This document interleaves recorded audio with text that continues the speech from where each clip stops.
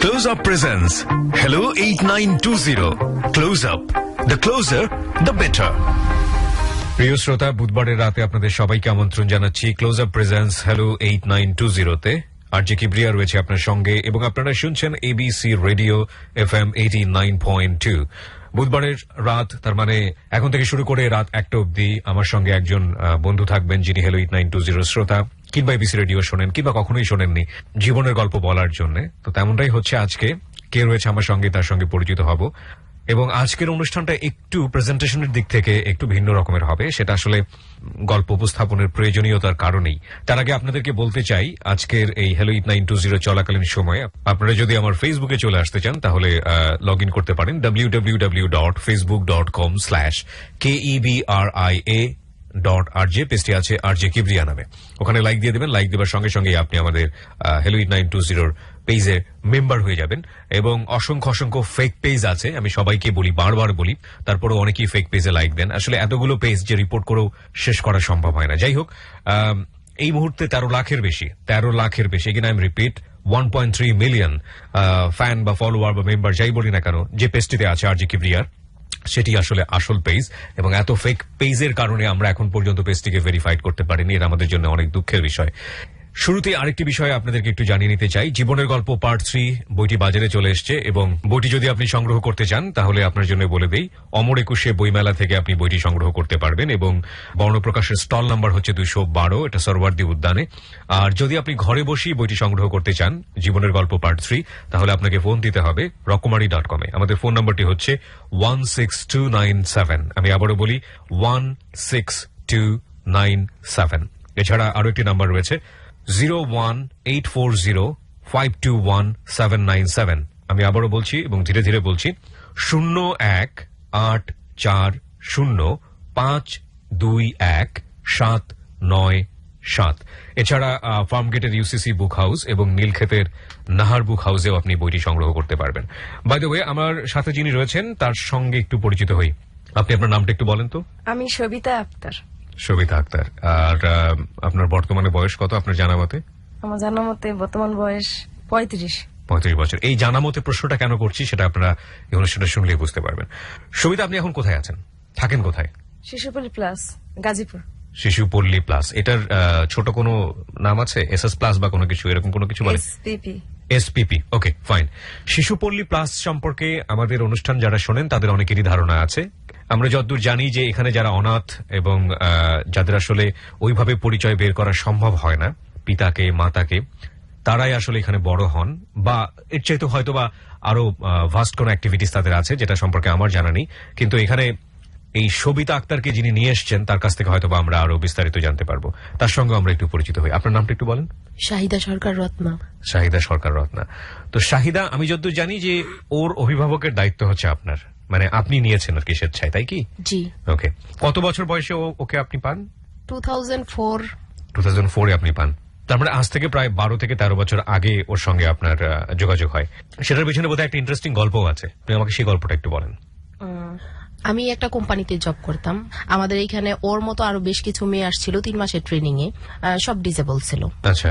তো ওদের মধ্যে বেশ কিছু মেয়েদের মধ্যে ওরা আমি একটু আলাদা পাইলাম, কারণ কেউ ওর সাথে মিশতে চাইতো না। আর ওরা কথায় কথায় বলতো, জারুদ শব্দটা ইউজ করতো। সো আমি ফার্স্ট বুঝতেই পারতাম না যে কেন ওরা ওর সাথে ব্যাড বিহেভ করতো। আমি একটু থামাচ্ছি আপনাকে। একটা হচ্ছে যে যারা এসছে SSP থেকে, মানে শিশুপল্লী, না সরি, সবাই শিশুপল্লী থেকে আসে, একাই এসছিল শিশুপল্লী থেকে, আর বাকি যারা আসছিল এরা আসছিল CRP থেকে। CRPটা কি? সাভার CRP। মিনিংটা কি? আপনার এটাও কি প্রতিবন্ধীদের একটা সংগঠন? হ্যাঁ, এটা প্রতিবন্ধী পুনর্বাসন সেন্টার। ওকে, তো আপনি যেটা দেখতে পাচ্ছিলেন যে ওর সঙ্গে আরো যারা ছেলে মেয়ে এসছে তারা আলটিমেটলি ওকে এইভাবে সম্বোধন করছে। ওকে, তো সেটা আপনাকে খুব নক করে? আর এতটাই যে আমি ওর প্রতি উইক হয়ে পড়ি। ওকে, তারপর আপনি কি করলেন? তারপর আস্তে আস্তে করে ওর কাছ থেকে সবকিছু জানতাম। ও আসলে লুকায় লুকায় কাঁদতো, কারোর কিছু বলতো না। একটা সময় দেখা গেছে আমি রাতের বেলায় ওদের রুমে ঢুকছি, ওরা কিভাবে ঘুমাচ্ছে কি করছে, যেহেতু আমি ওদের ইনচার্জ। আপনাদের ওখানে ট্রেনিং এর জন্য এসেছিল মানে হচ্ছে পুরো 3 মাস আপনাদের ওখানেই ছিল, আপনাদের তত্ত্বাবধানে, রাইট? সো আপনি ওই সময়টাতে খুব ক্লোজলি ওকে অবজার্ভ করেছেন, সবিতাকে। এখানে একটা বিষয় একটু নোট করে নিই, যেটা আমি প্রথমেই বলছিলাম যে আজকের অনুষ্ঠানের শুরুটা একটু অন্য রকমের হবে। আপনারা নিশ্চয়ই বুঝতে পারেন সবিতা আসলে অনাথ, এবং তার পিতা মাতাকে বা পিতৃ পরিচয় কি সেটা নিয়ে আসলে প্রশ্ন করার সুযোগ থাকলেও সেটা নিয়ে আমরা আসলে হয়তো কোনো প্রপার উত্তর পাবো না। জীবনের একটা পর্যায়ে এসে যিনি এখানে এসেছেন, রত্না, তিনি একটা প্রতিষ্ঠানে কাজ করেন। আপনার প্রতিষ্ঠানের নামটা কি? এখন আমি জব করি না, যখন যেখানে আপনি জব করতাম- করতেন ওই সময়টাতে? হ্যাঁ, হাতে বুনানো বাংলাদেশ। হাতে বুনানো বাংলাদেশ, এটার কাজটা কি? আমরা হাতে সোয়েটার থেকে শুরু করে খেলনা পর্যন্ত শু পিস এগুলো তৈরি করেন? এডিট করতাম। হ্যাঁ, আমি আপনাকে দেখানোর জন্য এক পিস নিয়ে আসছি সাথে করে। এটা হাতে বুনানো বাংলাদেশে বিজ্ঞাপন হয়ে যাবে। যাই হোক, সমস্যা নেই, আমরা হাতে দিতে চাই। বুনানো বাংলাদেশে না, এটা আমার পার্সোনাল। এটা আপনার পার্সোনাল, আপনি এই কাজগুলো করেন, একটু দেখি আমি। বিউটিফুল। এটা আমার পার্সোনাল, এটা হাতে বুনানো। ও, এটা আপনি পার্সোনালি করেছেন? হ্যাঁ, হ্যাঁ। কি ফল এটা? সে একটা ফ্রুটস। টমেটো। টমেটো, ওকে। লাল, হলুদ, গ্রিন, বিউটিফুল, বিউটিফুল, ফাইন, ঠিক আছে। আমরা চাইলে এটা ছবি দিয়ে দিতে পারি আমাদের ফেসবুকে। বাই দ্য ওয়ে, আমি ফাঁকে একটু বলি, সেটা হচ্ছে যে এই ভদ্র মহিলা রত্না, তিনি হাতে বুনানো বাংলাদেশে একটা সময় কাজ করতেন। সেই সময়টাতে এই বিভিন্ন জায়গার যে অনাথ বা প্রতিবন্ধী যারা আছে, তারা 3 মাসের একটা ট্রেনিং এ এসেছিল, বেসিক্যালি তাদের হাত দিয়ে যাতে এই কাজগুলো করানো যায় বা তারা যাতে এই কাজগুলো শেখে, তাই তো? হ্যাঁ, এরা আসছিল 3 মাসের ট্রেনিং নেবে। যারা ট্রেনিং এ ভালো করবে তাদেরকে আমরা রেখে দেবো, অথবা কোনো একটা সেন্টারে তাদেরকে ট্রেইনার হিসেবে পাঠাবো। তখনও আমি জানি, যদিও তখন খুব ছোট ছিলাম, বুঝি নাই। এখন আমি যেটা বুঝি, এইটা প্রত্যেকটা কোম্পানির একটা হইলো নার্ভ কেন্দ্রিক বিষয়। সেটা হইলো যেখানে ডিজেবল পার্সন থাকে সেইখানে সব জাতি ধর্ম সবাই চোখ বন্ধ করে সেখানে মাথা নত করে, আর সেই কাজটাই তারা করতো। এখনো আছে ডিজেবল পার্সন ওইখানে। যেমন আমি বেশ কিছুদিন আগে গিয়েছিলাম, একটা মেয়ে আমাকে বলতেছে, ম্যাডাম আমাকে নিয়ে যান, আপনার ওইখানে আমাকে একটা কাজের ব্যবস্থা করে দেন, ওইখানে ঠিক মতো স্যালারি দিচ্ছে না, এখন আগের মতো অবস্থা আচ্ছা, নেই। ইন্টারনাল যে সমস্যাগুলো আছে সেগুলো নিয়ে নিশ্চয়ই আমরা কথা বলবো। তার মানে আমি যেটা বুঝতে পারি যে এই ছেলে মেয়েদেরকে ওনারা কাজ শেখাতো এবং একটা সময় কাজ দিত, ওদেরকে কাজে লাগাতো। এখনো করাচ্ছে। এখন এটা হচ্ছে বিভিন্ন প্রতিষ্ঠানে হয়। হ্যাঁ। তো ওই সময়টাতে বেসিক্যালি আপনার এই সবিতার প্রতি চোখ পড়ে বিশেষ কিছু আচরণের জন্য, এবং দ্যাট টাইম আপনি ওনাকে পিক করেন। আমরা গল্পটা যদি সামারি করি, সবিতা কোন একটা জায়গা থেকে এসছে এবং এতগুলো ছেলেমেয়ের সঙ্গে এসে যারা মোটামুটি কোনো না কোনো দিক থেকে ডিসেবল, এই ছেলেমেয়েরা ওকে, যে শব্দটা উনি একটু আগে ব্যবহার করেছেন সেভাবে উনি ডাকছিল, তো যেটা আসলে এই রত্নার খুব চোখে পড়ে। এবং তারপর থেকেই আমি যতদূর জানি যে রত্না সবিতার যে অভিভাবকত্বের দায়িত্ব সেটা তিনি নিয়েছেন, এবং সেটার বয়স 2004 সাল থেকে শুরু করে এখন পর্যন্ত, আপনি যেটা একটু আগেই বলছিলেন। জি, ওকে, ফাইন। সবিতা, আপনার কাছ থেকে আপনার গল্পটা আমরা একটু শুনতে চাই, এবং আমি ঠিক জানি না যে আপনি কতটা ভালো করে বলতে পারবেন, বাট আমি কনফিডেন্টলি একটু মুভ করতে চাচ্ছি সামনের দিকে, কারণ সবিতার একটা সময় পর্যন্ত মেমোরি নাই, যেটা রত্না আমাকে বলছিল। তো রত্না যেটা করবেন যে মাঝে মাঝে উনি ইন্টারাপ্ট করবেন সবিতাকে হেল্প করবার জন্য। সবিতা, কি মনে আছে একেবারে ছোটবেলা থেকে, যেখান থেকে মনে আছে আমাদেরকে একটু শেয়ার করেন, আপনার জীবনের গল্পটা আমরা এখানে তুলে ধরবো। আমার যতটুকু মনে আছে, ছোটবেলায় আমি স্কুলে যেতাম, এটাই মনে আছে। আর ঠিকভাবে খাবার খেতাম। যখন আস্তে আস্তে বড় হই, খেলতাম। আমাদের কিছু খালারা ছিল, ওনারা আমাকে কাজ করাইতো, বলতো যে হাউজে ঝাড়ু দাও, কাপড় চোপড় দাও, সাবানে পানি আনো, এগুলো আমাকে দিয়ে করাইতো। এগুলো মনে আছে আপনার হ্যাঁ, ছোটবেলায়? এগুলো এবং মনে এটা আছে। ওই শিশু পল্লীতেই? হ্যাঁ, শিশু পল্লীতে এটাই ঘটনা। দায়িত্ব ছিল খালাদের, তবে আমাদের দিয়ে করাইতো এটা। আচ্ছা, আবার না করলে আবার তারা কি করতো যে খাবার খাইতে দিত না। আমরা তো ভয়ই পাই, বড়দের বিশেষ করে আমরা জি। এখনো ভয় পাই। তারপরে আপনার যখন আস্তে বড় হই, পড়াশোনা করি, পড়াশোনার পাশাপাশি কাজও করি, হাতের কাজ দুই ভাবে করাই। একটা সকালে করাই পড়াশোনা, বিকালে করাই কাজ, চলতে থাকে। এভাবে চলতে চলতে আপনার 8 পর্যন্ত এভাবে দিন যায়। ক্লাস 8 পর্যন্ত? হ্যাঁ, হ্যাঁ। 8 মানে তো মোটামুটি পরিণত বয়স, তখন 13-14 বছর বয়স আপনাদের। তো স্বাভাবিকভাবে বুঝতে শেখেন যে আপনি সমাজের 8-10টা শিশুর চাইতে আলাদা। আপনাদেরকে এখানে রাখা হয়েছে মানেই হচ্ছে সামাজিক ভাবে আপনারা একটু অন্যরকম ভাবে সবার চোখে, এগুলো কি বুঝতে শেখেন, নাকি আপনি মনে করেন যে এটাই ডেইলি লাইফ, এটাই জীবন? না, ভাইয়া, আমি একটু মাঝখানে। নিশ্চয়ই, নিশ্চয়ই। ও একটা বিষয়ে ছেড়ে গেছে, সেটা হলো ওদের বড় আপারা, জি। শিশুপল্লীর মেয়ে, ওর মাথায় একটা বাড়ি দিছিল, সেটাই ও ফেলে গেছে, যেটার জন্য ওর মেমোরিটা থেমেছিল। ওকে, যে কারণে ওর ওই সময়টাতে আসলে তেমন কিছু মনেও নাই। না না না, সেইটা এখন ওর অনেক কিছুই মনে নাই। ও যখন আস্তে আস্তে করে ওষুধ খাইতে খাইতে 6-7 বছর লাগছে নর্মাল লাইফে আনতে। এটা কি আপনি যখন ওর মার দায়িত্ব নিয়েছেন তারপরে আপনি এটা করেছেন, চেষ্টা করেছেন, তাই কি? হ্যাঁ, হ্যাঁ। একটু পড়ার পর 9-10 আমাদের এই নিয়ম আছে কি অ্যাডমিশন দিয়ে তারপরে বাইরে 7 বাজে বিশেষ করে পড়াশোনা করার জন্য যেতে হবে। আচ্ছা। তো অ্যাডমিশন বাহিরের দেওয়ার পর স্কুল। হ্যাঁ পরীক্ষা দিলাম শিশুপল্লীতে, তারপরে এলাও হলাম, তারপরে আমাকে পড়াশোনার জন্য আসা যাওয়া করা হতো। 2 বছর পড়লাম 9-10, টেস্টে পরীক্ষা দিলাম, এলাও হইতে পারলাম না। টেস্টে অ্যালাউ হতে পারেননি? কেন পারেননি? আপনি স্টুডেন্ট হিসেবে তেমন একটা ভালো ছিলেন না না? আমি আসলে ওরকম ছিলাম না আচ্ছা। পড়াশোনায়। মন বসতো না নাকি পড়াশোনা মাথায় আসতো না? হ্যাঁ মন বসতো না, ভালো লাগতো না। ভালো লাগতো না? কেন ভালো লাগতো না? আমি আসলে এটা বলতে পারি না কেন ভালো লাগতো না, বা একাকি হইতাম, কিছু ভালো লাগতো না। আপনার কোনো ফ্রেন্ড ছিল না ওই সময়? না। বন্ধু বান্ধব কেউ ছিল না? থাকলো তারা অন্যরকম ছিল, তারা আমার সাথে মিশতে চাইতো না। আচ্ছা, মিশতে চাইতো না মানে কোনো ঘটনা কি আছে এরকম মনে পড়ে যে কেন কি কারণে মিশতে চাইতো না? এটা মনে নেই। আপনার মনে নাই?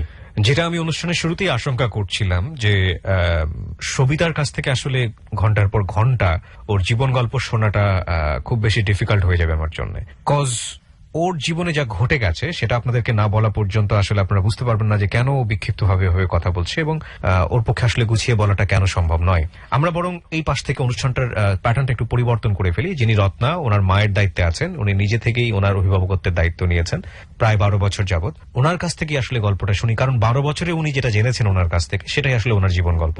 এটা আসলে এই 12 বছরের বিষয় 2 ঘন্টায় ওনার কাছ থেকে, ওনার মুখ দিয়ে শোনা, বিশেষ করে সবিতার কাছ থেকে, this is really tough. So আমরা একটু প্রসিডিউরটা চেঞ্জ করছি।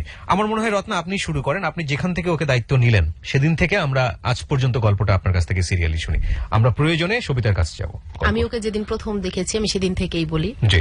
প্রথম যেদিন আমি ঢাকায় আসি, ভাই আমাকে ফোন দিল যে তুমি ঢাকায় আসো, আমাদের কিছু ডিজেবল মেয়ে আসছে, এই দায়িত্বটা তোমার ঘাড়ে দিতে চাই। এই ভাইয়াটাকে? আমাদের বসের হাজবেন্ড। বসের হাজবেন্ড ভাইয়া, ওকে ফাইন। পরে তো আমি ঢাকায় আসলাম, আমি আসলে বেশ কিছু মেয়ে দেখলাম। এর মধ্যে ওকে কেন ভালো লাগলো বেশি জানেন? ওর মাথার চুলগুলো মাটিতে লুটুপুটু খাইতো। চুল অনেক বড় ছিল, মাথার চুল? হ্যাঁ হ্যাঁ, মাথার চুলগুলো হালকা লাল লাল ছিল। তারপরে ও এত ফর্সা একটা মেয়ে, কিন্তু একটা বিষয় খুব খারাপ লাগতো, ও খুব নোংরা, নন হাইজেনিক যেটাকে বলে। ওকে। হ্যাঁ, ও হাইজিন মেনটেন করতে পারে না তো ওরা। অল্পতেই রেগে যাইতো, যেটা হয়। হ্যাঁ হ্যাঁ, তখন তো ও বুঝতো না। তো 7-8 দিনে আমি নোটিশ করলাম যে সবার চেয়ে ও আলাদা। কেন সেটা বলতে পারবো না। ওকে। তো আমি দেখলাম যে অন্য কেউ কিছু বললে ও খেজি মারে, এমন চিল্লাইয়া উঠে হঠাৎ হঠাৎ যে আমি অবাক হয়ে পড়ি। এটা আপনাদের প্রতিষ্ঠানে ঘটছিল এটা জিনিসটা? হ্যাঁ। ওকে। ওরা আবার আমাদের অফিসেরই একটা রুম ওদেরকে দেয়া হয়েছিল, 2টা ফ্ল্যাট নিয়ে আমাদের অফিস।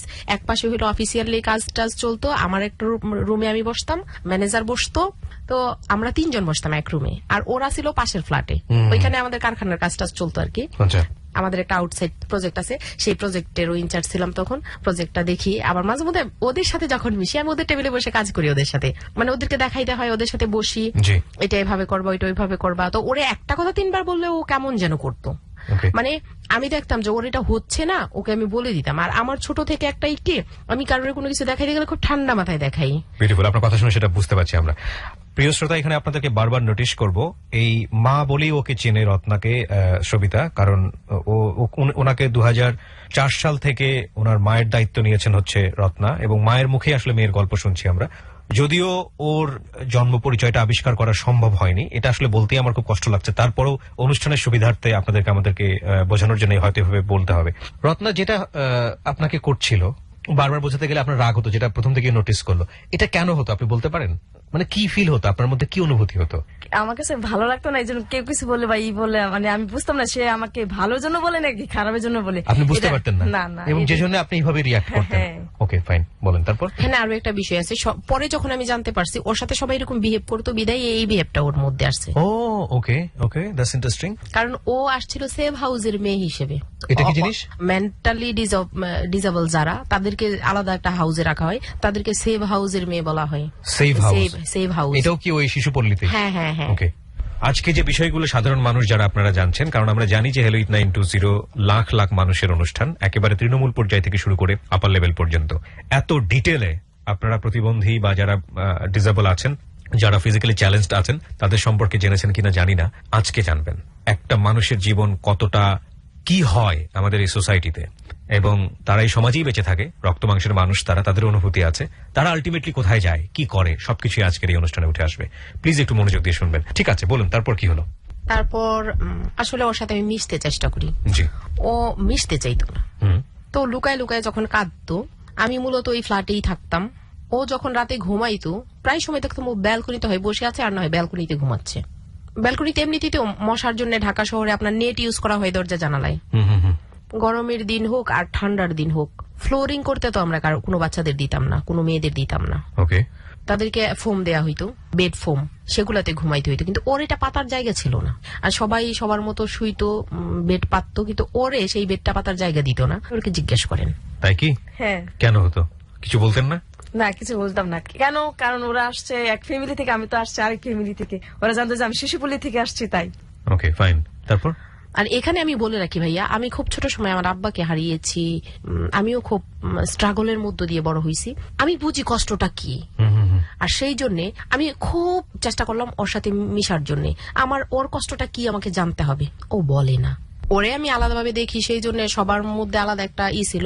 মেয়েরা বলতো যে ম্যাডাম আমরা কি দোষ করছি, আপনি আমাদের ডাকেন না, কিছু হইলে সবিতাকে ডাকেন। তো আমি আবার বলতাম ওদের যে আপনারা তো সবাই একত্রে থাকেন, একজনকে ডাকতে হয় না, একজনকে ডাকলে সবাই চলে আসেন। আর ওকে তো কেউ আপনারা ডাকেন না, আপনারা ডাকেন না বলেই আমি ডাকি। আর আমাদের এখানে সবাই সবাইকে নাম ধরে তুমি করে বলতো, কিন্তু আমি কাউকে তুমি করে বলতাম না। অ্যাকচুয়ালি আমি সবার ছোট, তারপরে যদিও আমি ওদের বস। আর আমার একটা সম্মানের দিক ছিল কি, আমি কাউকে কোনো কিছু ডাকতাম না, নাম ধরে বলতাম, আপনি করে বলতাম। সেটা সবিতা থেকে শুরু করে সবাইকে। সবিতাকে আমি তুমি বলতে শুরু করি কখন থেকে, সবিতার সাথে আমি যখন ফ্রেন্ডশিপ করি তখন আমি সবিতাকে বলি, সবিতা আমি যদি তুমি করে বলি তাহলে কি আপনার কোনো প্রবলেম আছে? ও বললো যে না না বলেন, সমস্যা নাই। আচ্ছা, ফ্রেন্ডশিপটা কিভাবে করলেন? আমরা সেদিকে আগাই। ফ্রেন্ডশিপটা হইলো, ওকে আমি বলছি সবাই তো ম্যাডাম বলে, আসলে আমি চাই না আমাকে ম্যাডামটা কেউ বলুক, ম্যাডাম না, আমি হয়তো বা কেউ আমাকে নাম ধরে ডাকুক বা কেউ আমাকে আপু বলুক, আপনি আমাকে আপু বললেন।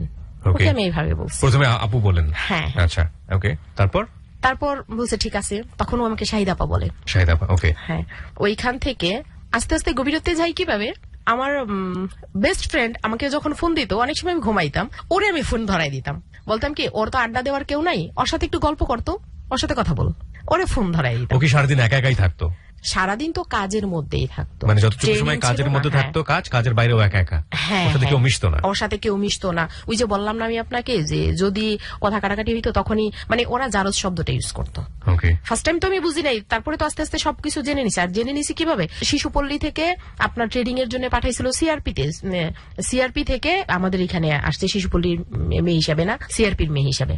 তো যে মহিলাটা ওদের হইলো দেখাশোনা করতো, ওই দিদিকে আমি জিজ্ঞেস করি একদিন যে দিদি সবিতা আসলে এমন কেন, আর সবিতার সাথে সবাই মিশতে চায় না কেন, আপনি আমাকে একদিন 10 মিনিট সময় দিয়ে তো। পরে বললো ম্যাডাম যখন আসবো আমি আপনার সাথে কথা বলবো।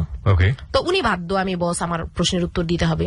উনি আসলো, বললো যে ম্যাডাম এই সবিতা আসলে এখন তো ওরা জারজ বলে, এটা একটা ছোট্ট কথাই আছে না, অনেক বড় একটা মিটিংস।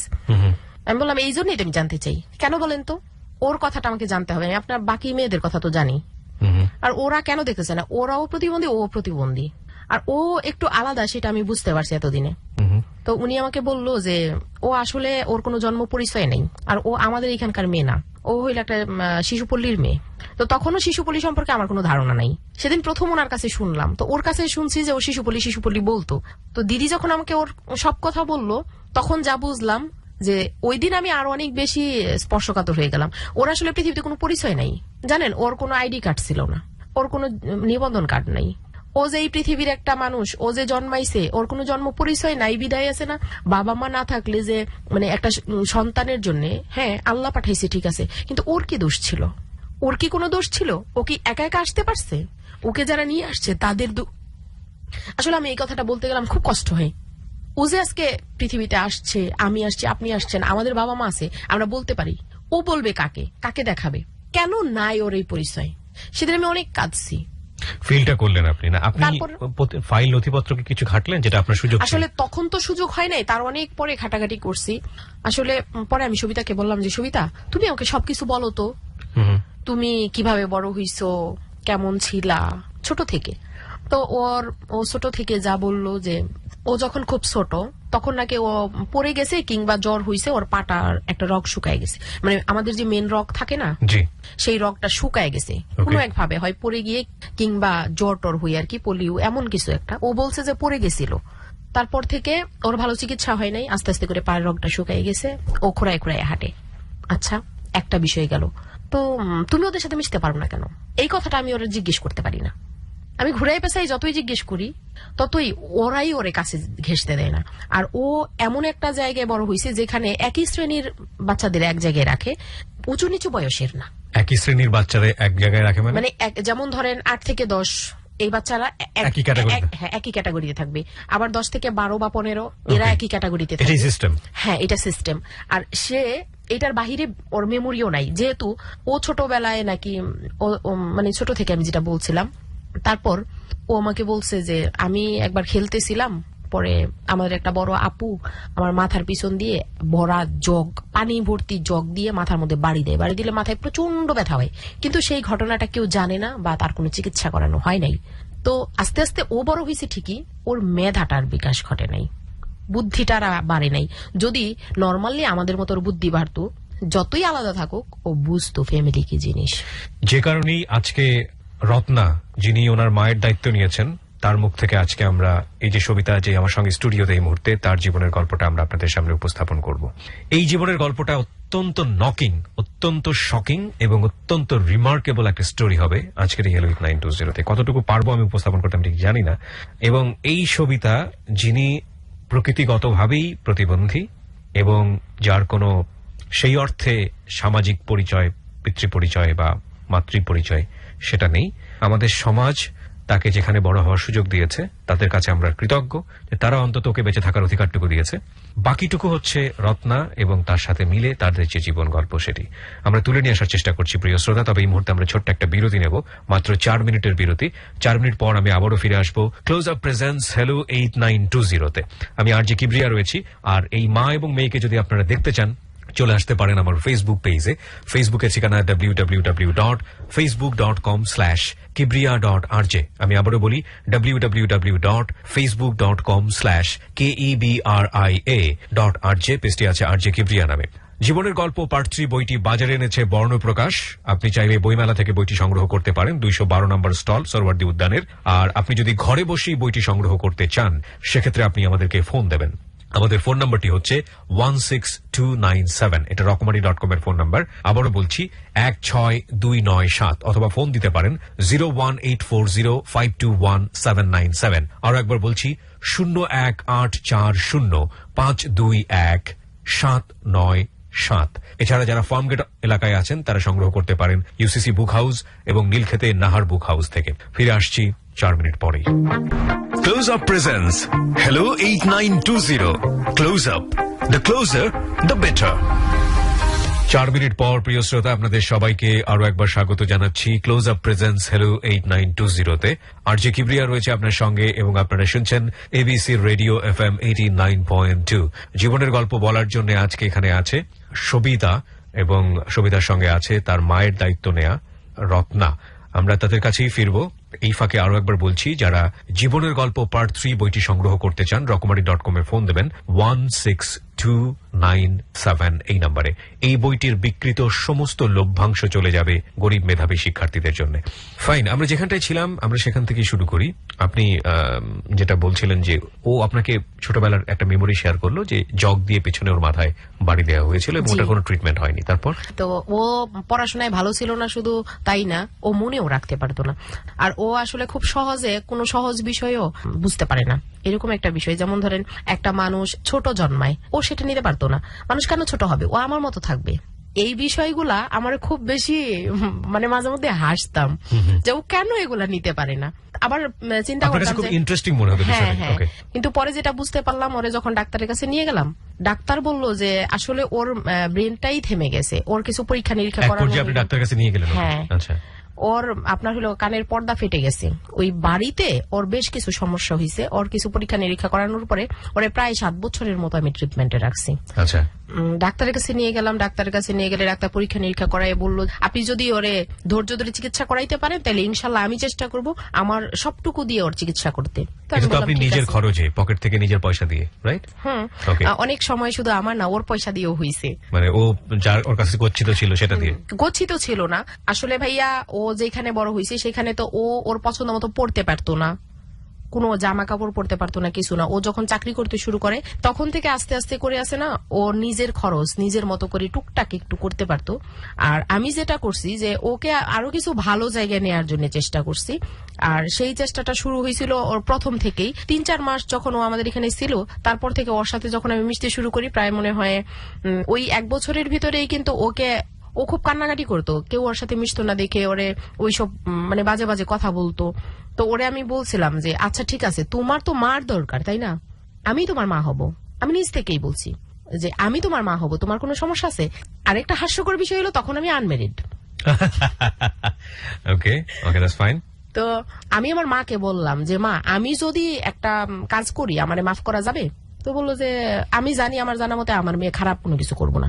ওই কথাটা শোনার পর আছে না, আমি ওরে নিয়ে বাড়ি গেলাম, মার কাছে গেলাম, ওরে নিয়ে গেলাম। মারে আমি নিয়ে গিয়ে বললাম যে মা, আমি ওর মা হতে চাই, আপনার যদি কোনো আপত্তি না থাকে, আপনার কাছে আমি যা পাই তার ভাগ ওরে দিতে হবে। আমার মা বলল যে ঠিক আছে, তুই যদি ওরে ওর মা হইতে চাস আর ও যদি তোরে মার সম্মান দেয় আমার কোনো সমস্যা নাই, তুই যদি ওরে আমার মেয়ে বানায়ও নিয়ে আসতি তাও আমার কোনো সমস্যা কত ছিল সালের না। দিকে এটা মনে আছে? 2004? হ্যাঁ 2004, মানে ওর আচ্ছা। সাথে আমার যে বছর প্রথম পরিচয় পরিচয় হয়। সেই বছরই। ওকে। পরে তখন ওরে আমি শুরু করি পৃথিবীর একটা গন্ডি থেকে বের করার। আর কেউ ছিল না আপনার বড় ভাই বা? হ্যাঁ আমার এক বড় ভাই আছে, একটা ছোট ভাই আছে, আমি মেজো। ওরা কিভাবে নিল বিষয়টাকে? বড় ভাই সাথে সাথে কিছুই বলে নাই, আর ছোট ভাই কিছু বলে না, কারণ আমার মা আর আমার ছোট ভাই জানে যে আমি যদি কোনো সিদ্ধান্ত নেই, যেহেতু আমি কাজ করি, মানুষের উপকার ছাড়া অপকার করি না, সেই জন্য কখনো খারাপ কোনো কিছু হবে আমার দ্বারা এটা সম্ভব না। ওকে। ওরে মোটামুটি আমাদের বাড়িতে সবাই আস্তে আস্তে মানে ওরে দেখলে সবাই আদর করে। আপনি কি তখন ওই প্রতিষ্ঠানেও কাজ করতো? মাঝে মাঝে ওকে আপনার বাসায় নিয়ে আসতেন? হ্যাঁ হ্যাঁ। আচ্ছা। ও তখন চাকরি করতেছে ওইখানে। আর আমাদের বাড়িতে ওরে সবাই আদর করতো পুতুলের মতো। ওই যে বললাম না আপনার, ওর চুল মাটি দিয়ে লুটুপুটি খাইতো, আর ও হইলো তখন টপস পরে। আচ্ছা। আর ও পয়রা পয়রা যখন হাঁটতো বাচ্চাদের মতো, তো লাফায় লাফায় হাঁটে বিদায়, আর বাচ্চারাও ওর প্রতি আকৃষ্ট হয়ে যেত। ও যখন ও যদি মানে বেশ কিছুদিন না যাইতো, আমাদের বাড়িতে অনেকেই জিজ্ঞেস করতো, আমার মারে এসে জিজ্ঞেস করতো, এই আপনার নাতনি আসে না, আপনার নাতিন রাস্তে কইন তো, অনেকদিন দেখি না। মানে ও আবার খুব সুন্দর হাসে, যে যাই বলো করে বক বক, ও কিন্তু ওই মিডিংসটা Exactly, বুঝতেছে ও না। এখনো মিটমিট করে হাসে। ও প্রচুর হাসে, Right. এই জন্য ওরে সবাই আদর করতো। আর আস্তে আস্তে করে আমাদের ফ্যামিলি তো ও যে আমার সবার সামনে মা ডাকতো, আমার মধ্যেও কোন রকমের যে আমার মেয়ে না ও, এটা না, আমার মনে হয় আসলে ওই আমার মেয়ে। ও তো মা ডাকা শুরু করলো? হ্যাঁ। Okay. আর ওদিন থেকে আমি ওরে ঠিক মেয়ের মতো ট্রিট করতে ফার্স্ট শুরু কবে করলাম। মা ডাকলো আপনার মতো? নিশ্চয়ই এটা মনে আছে। আসলে তারিখটা মনে নাই, তবে সেটা 2004 সাল। আমার সেই সাল আমি জীবনে কোনোদিন ভুলবো না, কারণ আল্লাহ আছে না, ওকে কার নারী ধইরা পাঠাইছে তাকে আমি চিনি না, কিন্তু ওরে আমি যে মেয়ে হিসেবে পাইছি ফার্স্ট, আমি সত্যি মার মেয়ের সম্পর্কটা ভেরি যখন থেকে- ইন্টারেস্টিং, ভেরি ইন্টারেস্টিং। এখানে একটু মজা করি, মানে মজা ঠিক বলবো কিনা জানি না। সবিতার বয়স হচ্ছে 35 বছর, এবং আপনার কত এখন? যদি আপনি কোনো মাইন্ড না করেন, কিছু যদি মনে না। না না না, মাইন্ড করবো কেন, আমি যতদূর জানি ওর বার্থ সার্টিফিকেটে আছে 1980, আচ্ছা। আর আমার অরিজিনালি আপনার 1987 নভেম্বর। লালনের একটা গান আছে, আপনারা শুনেছেন, চাঁদের গায়ে চাঁদ লেগেছে। আপনারা যদি শোনেন তাহলে দেখবেন যে মায়ের পেটে ঝিয়ের জন্ম না কি রকম একটা ব্যাপার স্যাপার আছে না, ওখানে একজনের মায়ের চেয়ে যার জন্ম হয়েছে তার নাকি বয়স বেশি। তো আমাদের ব্যক্তি জীবনে যে বলি না জীবন নাটকের চেয়েও নাটকীয়, আমাদের জীবন আসলে এত বেশি নাটকীয়, কোনো কিছু এখানে অসম্ভব নয়। এখানে মেয়ের চেয়ে মায়ের বয়স কম। রত্না যখন মা হয়েছে তখন আসলে তার বিয়ে হয়নি, কিন্তু আমরা খুব প্রাউডলি এটা বলতে পারি। যদি সেটা আমাদের সমাজের বিবেকের জায়গাটা থেকে ফোকাস করি, তাহলে এটা একটা খুবই খুবই খুবই সম্মানের কাজ। এই মা অনেক সম্মানের, এবং এই মা আসলেই অনেক অনেক বেশি প্রশংসার। মায়ের বয়স হচ্ছে তাহলে 87 যদি হয়ে থাকে, এবং ওর যদি 80 হয়ে থাকে, আপনি 7 বছরের ছোট ওর কাছ থেকে। জি, আমার ফ্যামিলিতে ওকে সত্যি সত্যি আমার মেয়ে হিসেবে সবাই গ্রহণ করলো।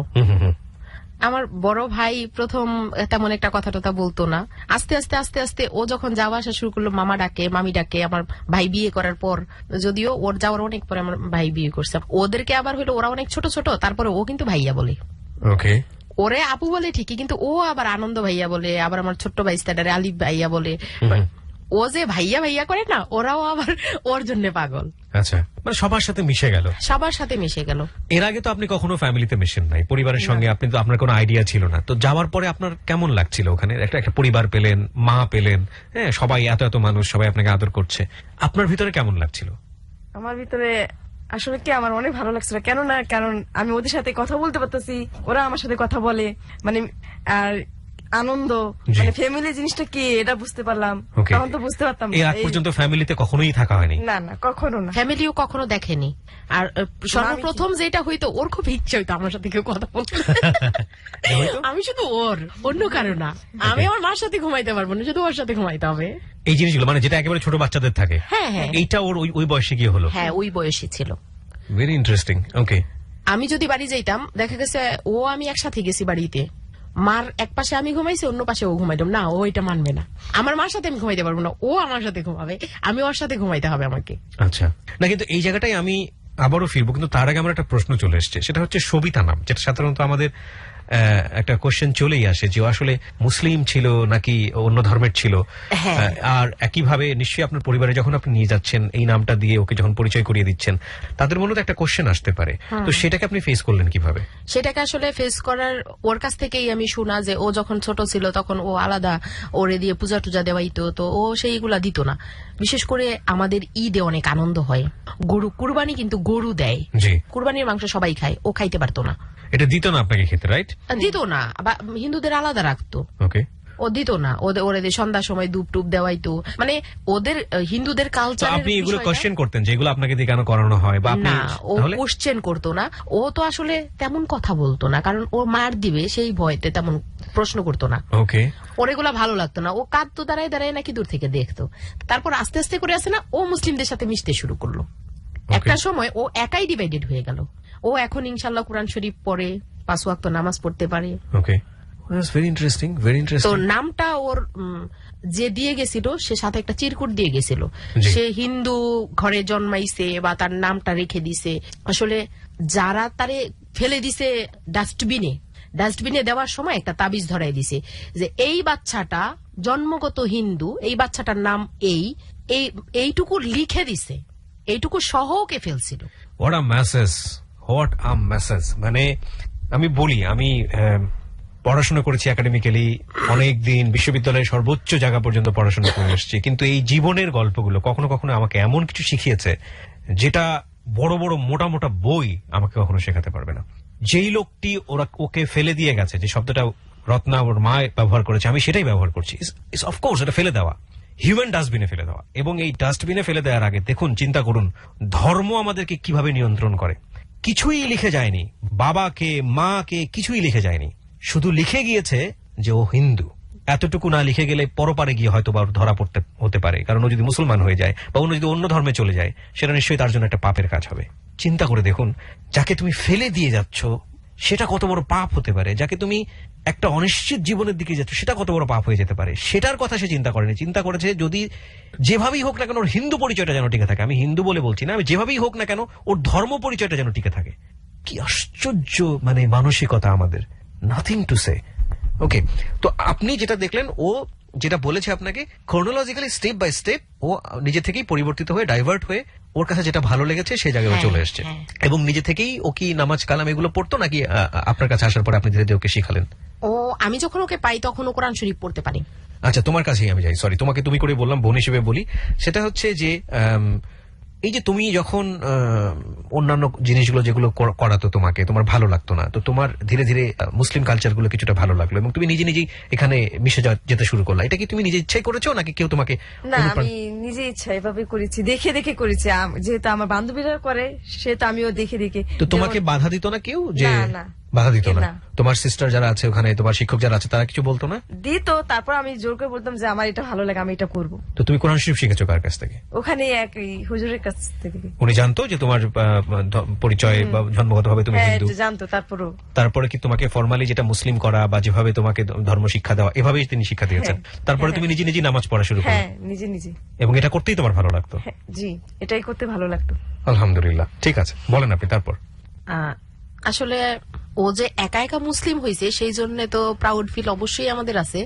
আজকের একটা গল্প বলি। আসার সময় রাস্তায় কিন্তু ও কোরআন শিখা, মানে আরবি হরফগুলা পড়ার জন্য আলাদা আলাদা এখন অনেক এই বের হইছে, সেই রকম একটা বই ও কিনবে এই গাড়িতে। আমি বলছি আমি তোমাকে বই মেলায় নিয়ে যাবো। আচ্ছা, তো ও যে নিজ থেকে মুসলিমে আসছে সেটা অবিশ্বাসের কিছুই না। আর এটা আসলেই আমাদের সবিতা, আমি মনে করি যে আল্লাহর নিয়ামত। নিশ্চয়ই ওর নামটা আপনারা পরিবর্তন করেনি পরবর্তীতে? না, এই নামটা আমি কেন পরিবর্তন করি না, আমি করতে চাইছিলাম একবার, আবার চিন্তা করলাম যে ও তো জন্মগতভাবে কিছুই পায় নাই শুধু এই নামটা ছাড়া। তবে আমি, কেউ যদি জিজ্ঞেস করে ওর নাম কি, আমি বলি ছবি। ছবি মানে আপনি নিজের ভাবে ডাকতে পছন্দ করেন? হ্যাঁ, আমি তো এমনি ছবি, মানে কিছু হইলে ছবি ছবি করে এই ডাকি, আমি সবিতা ডাকি খুব কম। ঠিক আছে, শুনি গল্পটা। আসলে যতটা বেশি মানে কষ্টের ভেবেছিলাম ঠিক আনন্দের মনে হচ্ছে আমার কাছে এখন রাইট নাও। ফিরি আবারও আপনি দেখলেন যেটা যে ও আপনার পরিবারের সঙ্গে সমস্তভাবে মিশে যাচ্ছে এবং খুব স্বাভাবিকভাবেই ও নিজেই ইসলাম ধর্ম কবুল করে নিয়েছে, তারপরে পরিবারের সঙ্গে মিশে যাওয়া এবং স্টেপ বাই স্টেপ সামনের দিকে যাওয়া। এটা যখন আমাদের বাড়িতে সবাই জানলো তখন ওরে শুরু থেকে প্রথম দিনেই তো সব বলে দিছি, ওকে খুব আদর করে এখনো পর্যন্ত। আর এই জন্যে শুধু না যে ও মুসলিম হয়েছে তা না, ও একটা মানুষ। আমরা সর্বোপরি আমাদের ফ্যামিলির সবাই চেষ্টা করছি ওরে কিভাবে স্বাভাবিক ফ্যামিলি মানে পরিস্থিতিতে নিয়ে আসা যায়। আমরা সবাই চেষ্টা করছি ওরে স্বাভাবিক জীবনে ফিরাই আনতে। ও কেন একটা ছোট বাচ্চা দেখতে কাঁদে, এটা অবশ্যই একটা ভাবার বিষয়। ও কেন 8-10টা বাচ্চার মতো না, আমাদের মতো না, এটা ভাবাই তো। একটা সময় ওর জীবনে যে ট্র্যাজেডিটা আসে, আমরা তো ওকে সব ভাবে একটা ফ্যামিলি হয়ে গেলাম। তো আমরা ফ্যামিলি হয়ে গেলে এখন তো ওর নিজের লাইফটা ওর মতো করে ও করবে। তো ওর স্বপ্নগুলা ও যা যা বলতো সেগুলো মেমোরিতে রেখে দিতাম, বা আমি আগে ডায়েরিতে লিখতাম, সেগুলো লিখে রাখতাম যে ওর ইচ্ছে এইটা ওইটা ওইটা ও বলতো। মানে যখন ফার্স্ট ওর সাথে পরিচয় হয় আর কি, তখন ওর ইচ্ছে ছিল, আমি যদি জিজ্ঞেস করতাম সবিতা তুমি যদি তোমার কি পড়াশোনা করতে ইচ্ছে করে, বলতো যে আমার না অনেক পড়াশোনা করতে ইচ্ছে করে কিন্তু আমি তো পড়তে পারি না, ওর মনে থাকে না, বা অনেক বিষয় ওর মানে এটা নেয় না মেমোরি, বুঝতে পারে না। না, আপনি অনেক চেষ্টা করে দেখবেন খুব সহজ একটা বিষয় ওরে বুঝাইতে পারতেছেন না। ওকে, অনেকে চেষ্টা করে পারে না, আর ওরে আমি এমন ভাবে বুঝি এখন আমি পারি। এখন আপনি এত বছর থাকার পরে আপনি রিড করতে পারেন ওকে? হ্যাঁ, সেটাই স্বাভাবিক। সেটা এখন আমি ওরে খুব সহজে বুঝাইতে পারি। ও হইলো বলতো যে ও ভালো কাপড় চোপড় পরতে পারে নাই, ও যদি চাকরি করতে পারে অনেক টাকা আর্ন করবে, ও অনেক দামি দামি জামা কাপড় কিনবে পরবে, তারপরে ওর পছন্দ মতো ঘুরবে পরবে, কিন্তু কার সাথে ঘুরবে? ও তো আসলে বলতে গেলে কবুতরের খোপের মধ্যে বড় হয়েছে। আমি ওর কাছ থেকে শুনে শুনে সেগুলো ওকে তখন কিছুই বলতাম না। আল্লাহ যদি আমাকে কখনো সেই সুযোগ করে দেয়, আমি অবশ্যই ওর স্বপ্ন, ওর দেখা স্বপ্ন আমি আমার হাত দিয়ে পূরণ করার চেষ্টা করব। আল্লাহ যদি আমাকে সেই তৌফিক দেয়, সেই জন্য আমি কিচ্ছু বলতাম না, ওর কাছ থেকে ওর সব কথা শুনে রাখতাম। আচ্ছা, ওর একটা বিশেষ শখ ছিল, সেটা হলো স্বর্ণ কি জিনিস ও কখনো স্পর্শ করে দেখে নাই। ভালো জামা কাপড়ই না শুধু। তো ওইখানে চাকরি করে সম্ভবত 1500 টাকা 2000 টাকা স্যালারি ছিল তখন, না? হ্যাঁ, তো 1500 বা 2000 টাকা স্যালারি ছিল, ওই হাতে বুননে বাংলাদেশ। 2000 টাকা স্যালারি ছিল, সেখান থেকে আবার খাওয়ার খরচটা যাইতো, মানে খাওয়ার খরচ বা থাকার জন্য টাকা দিতে হইতো না। তো খাইতে গেলে তো 2000 টাকা 1500 টাকা লাগে একটা মানুষের, তারপরে আদার্স কিছু খরচ আছে, আর মেয়ে মানুষের একটু এক্সট্রা খরচ আছে। আর আরেকটা বিষয় হলো ওরা হাইজিন মেনটেন করতে পারে না, অনেকভাবে হাইজিন মেনটেনের জন্য অনেকটা খরচ হয়। রাইট। তো সব মিলায় দেখা যায় তো ওর তেমন কিছু কিন্তু থাকতো না। আর আমাদের মামের মধ্যে একটা কমন বিষয় ছিল কি, আমি যে জামা কাপড় কিনতাম একই রকমের 2টা জামা বানাইতাম, আপনার জন্য ওর জন্য একই। হ্যাঁ, একই রকমের। আর আমাদের স্ট্রাকচারটা শুধু ও হইলো খাটো, আমি লম্বা, বডি স্ট্রাকচার সেম। ওকে। তো এই বিষয়গুলা মানে অনেকেই মানে হাসাহাসিও করতো, অফিসের ভিতর অনেকেই করতো। আর ও অফিসে সবার সামনে ও আমার মা বললে, মানে এটা বস থেকে শুরু করে সবাই খুব চিল্লাচিল্লি করতো আমার উপর। ডাইরেক্ট বসের হাজবেন্ড বলতো যে সবিতা কেন তোমাকে মা বলবে, এটা বলতো আপনাকে? হ্যাঁ, সবিতা কেন তোমাকে মা বলবে, ওকে তুমি মা বলো সেটা মানা সম্ভব, ও তোমাকে মা বলবে কেন, আমি ওকে রাখবো না। তো আমি বলতাম দুষ্টামি করেন আমার সাথে, দুষ্টামি করেন না, ও আমাকে মা বলবে, সমস্যা নাই, আমার যদি সমস্যা না হয় আপনার হবে কেন? তো আমি সেটা দুষ্টামি স্বরূপ নিতাম। আপনি বুঝতেন বিষয়টা সিরিয়াস, কিন্তু দুষ্টুমি করে হালকা করতে চেষ্টা করতেন। দুষ্টামি স্বরূপ নিতাম। কেন? আমি যদি সেটারে সিরিয়াসলি নেই, আমার ওর প্রতি একটা মানে মনক্ষুণ্ণতা অবস্থায় চলে আসবো এক সময়। আমি চাইছিলাম না যে আমি আমার মধ্যে আছে না, ওর জন্য আবার ডিফারেন্স কিছু তৈরি হোক। ওরে আমি যেই জায়গায় রাখছি ও সেই জায়গায় থাকুক, ওরে আমি পরিচয় দিব যেহেতু সারা বিশ্বের কাছে, ওরে আমি আমার মেয়ে হিসেবে পরিচিত করব। শুধু ওর নামটা রাখছি ওর জন্ম পরিচয় হিসেবে, ওর পাওয়া, যে জন্ম দিছে সে যেন কোনো একদিন আছে না এই নামটা শুনলে আটকে ওঠে। যদি আজকে সে বেঁচে থেকে থাকে আর যদি এই অনুষ্ঠান শুনে, তাইলে অবশ্যই আছে না আমি মনে করব সে পস্তাবে, ওনাদেরই তো রেখে দেওয়া নাম। ট্রু। হ্যাঁ, তো তারপর কি হতো অফিসে? অফিসে অনেক সময় খুব হাস্যকর ব্যাপারও হইতো। মানে দেখা গেছে আমাকে কিছু হইলেই বলতো এই সবিতার মা, মানে এরকম একটা ডাক দিত অনেকে। তো আমি এটাকে অনেক সময় উড়াই দিতাম, অনেক সময় খারাপও লাগতো। টিটকারি করে বলছে? হ্যাঁ, টিটকারি করতো। আর তখন আরো বেশ কিছু প্রবলেম শুরু হয় ওকে নিয়ে। শুরু হয় কি, ও সবার সামনে আমাকে মা বলে, আর এটা সবাই মিলে একটু কানা ঘুষা খুচুর পুচুর তো এটা বসের হাজবেন্ড বলতেছে যে না, দুইজনের একজন থাকো। সবিতা তোমাকে কোনো মতেই মা বলুক, মা ডাকবে, এটা আমরা মেনে নেওয়া সম্ভব না। আইদার সবিতা থাকুক অথবা তুমি থাকো। তাই আমি বলছি আচ্ছা আমি চলে যাবো, সমস্যা নেই, সবিতাই থাকুক। এই জবটা তো আপনার নিশ্চয়ই ব্যক্তি জীবনের জন্য অনেক প্রয়োজনীয় ছিল। হ্যাঁ, এখান থেকে ভাই আমি অনেক কিছু পাইছি, আবার অনেক কিছু হারাইছি। তারপর কি সিদ্ধান্ত নিলেন আপনি? তারপর একটা সময় আমি সেখান থেকে চলে যাই। মানে আপনাকে শুধু আসলে এটার জন্য না, আরো সবকিছু মিলিয়ে? হ্যাঁ, আরো কিছু বিষয় ছিল। তো চিন্তা করলাম যে আমি যদি এখান থেকে চলে যাই আমি অন্য কোথাও জব করতে পারবো, কিন্তু সবিতা যদি এখান থেকে যায় সে তো অন্য কোথাও জব করতে পারবে না, একা তো ডিজেবল। আর সবচেয়ে বড় যে বিষয়টা সেটা হলো মেন্টালি কিন্তু আমাদের মতো স্ট্রং না। তারপরে হলো ও সবকিছু নিতেও পারে না। আর ওইখানে ওদের জন্য একটা প্লাস পয়েন্ট হলো ওদের কোথাও যাইতে হয় না, বেরোইতে হয় না। একটা ফ্ল্যাটের ভিতরেই একটা রুম থেকে বের হয়ে আরেকটা রুমে গিয়ে ওরা কাজ করে। মানে এই এক ফ্ল্যাট টু আরেক ফ্ল্যাট, এটাই হচ্ছে ওদের পৃথিবী? না, একটা ফ্ল্যাটই, ওই পাশের ফ্ল্যাটে ওদের যাইতে হয় না, সেটা অফিস। এক রুম টু আরেক রুম, মানে দুইটা রুমের মধ্যে পাশের ফ্ল্যাটে ওদেরকে যাইতে হয় না, সেটা আমাদের অফিস, সেখানে আমরা বসতাম। ওদেরকে তেমন ওইখানে যাওয়ার ওদের অনুমতি ছিল না। ওইখানে হইলো ম্যানেজার থেকে শুরু করে আপনার এমডি পর্যন্ত, মানে আমরা যারা মানে ঊর্ধ্বতন কর্মকর্তারা বসতো। আসলে সবিতাকে আমি রেখে আমি চলেই যাই। শুধু চলে যাই না, আমি তখন হইলো বিয়ে করি। ওই সময়টাতে আপনি বিয়ে করেন? ওকে, বিয়ে করি। এটা কেউ জানতো এই সময়টাতে যে আপনি একটা বিয়ে করতে যাচ্ছেন? শুধু জানতোই না, ও সব জানতো। আমার যে বেস্ট ফ্রেন্ড ওর সাথে কথা বলতো, আমি তাকেই কিন্তু বিয়ে করছি। ফাইন। সবিতা, এই যে যেটা একটু আগে আমরা শুনছিলাম যে তুমি তো এই বিষয়টা নিতে পারতা না যে তোমার মা ওনার মার সঙ্গে ঘুমাক, তুমি চাইতে তাকে পুরো দুনিয়া থেকে আলাদা করে ফেলতে, বেশি বেশি তার কাছ থেকে সময় চাইতে। তো তখন সে বিয়ে করতে যাচ্ছে এবং একই সাথে সে তোমার যে জায়গাটা তুমি কাজ করো সেটা ছেড়ে দিয়ে সে একটা আলাদা দুনিয়াতে চলে যাচ্ছে। ওই সময়টাতে তোমার কেমন লাগছিল? মানে কি করছিলে তুমি? তোমার প্রতিক্রিয়াটা কি ছিল? ওই সময় আসলে উনি যখন চলে যায় তখন আমার খুব কান্না পাচ্ছিল আর আরো খারাপ লাগছিল ওই সময়। তো তুমি তোমার মাকে কিছু বললা না ওই সময়টাতে যে তুমি যেও না বা সামথিং লাইক দ্যাট? হ্যাঁ বলছিলাম, কিন্তু অফিস থেকে যদি তারাই দেয় কিছু করার থাকে। তো তুমি তাহলে কিভাবে যোগাযোগ রাখবা? তখন তুমি কি বললা? মাকে কিছু বললা যে আমি এভাবে যোগাযোগ রাখতে চাই বা এরকম কোনো কিছু? হ্যাঁ, এটা বলেছিলাম যে ফোন নম্বর দাও বা ছবি দাও বা অ্যাড্রেস দাও। জানতা তো তুমি নিশ্চিত অতদিন ওর বাসার অ্যাড্রেসটা বা এরকম আমি যখন প্রথম যাই তখন ওকে আমার হাতের মোবাইলটা দিয়ে যাই। ও, আপনি ওখান থেকে বেরোনোর সময় মোবাইলটা দিয়ে দেন ওকে? আচ্ছা, তারপর আসলে আপনি যে কথাটা উঠাইছেন এই কথাটাই আমি আর পরে আসবো। ওকে। ও কিভাবে ট্রিট করতো আমার, মানে বৈবাহিক জীবন যে কিভাবে কাটছে। আমার বিয়ের পর যখন ও আমার বাসায় যাইতো না, সবাই বলতো কি জানেন, ও আমার আগের ঘরের মেয়ে। এটা সবাই বলতো? আমি আসলে বিয়ের পর 1 বছর নরসিংদীতে ছিলাম, আর তারপর থেকে আমি আপনার টঙ্গীতে থাকি ভাড়ায়। তো টঙ্গী এলাকায় তো আমাকে কেউ চিনে না। আছে আমাদের এলাকার কয়েকজন লোক আছে, আমার ফ্রেন্ড আছে যারা আমাকে আনছে। তো আশেপাশের লোকজন ওরে দেখলে বলতো যে ও আমার আগের ঘরের মেয়ে। আবার অনেকেই বলতো যে ওরা আমার বয়স সেম মনে হয়। এখন আমি অনেক ফ্যাট, তখন ফ্যাট ছিলাম না বিদায় হয়তো বা বোঝা যাইতো যে আমি ওর মা না, এরকম একটা বিষয়। ওকে। তো ফার্স্ট টাইম ও কি করতো, ও যদি বাসায় যাইতো না, ওর বাবা মার সাথে কথা বলতো না, ও কেমন যেন খিটির পিটির করতো। মানে আপনার হাজবেন্ড? হ্যাঁ, ও আপনার হলো খিটির পিটির করতো, মানে পছন্দ করতো না, মানে ইজি হতে পারছে না। আমি তো আমার ওই ফ্রেন্ডকে বিয়ে করছি কেন জানেন? এখানেও আমার একটা স্বার্থ আছে, সেটা হলো সে মেনে নিছিল ওকে। ও বলেছিল, আপনি বিয়ের আগে বলেছিলেন যাতে ও মেনে নিতে পারে। আসলে তাকে তো বিয়ে করার ইচ্ছে ছিল না, আমি আরেকজনের সাথে প্রেম করতাম, তাও ওকে বিয়ে করছি শুধু হইলো যখন বলছে যে হ্যাঁ আমার এই মেয়ের বাবা সে হবে, ওর জন্যে।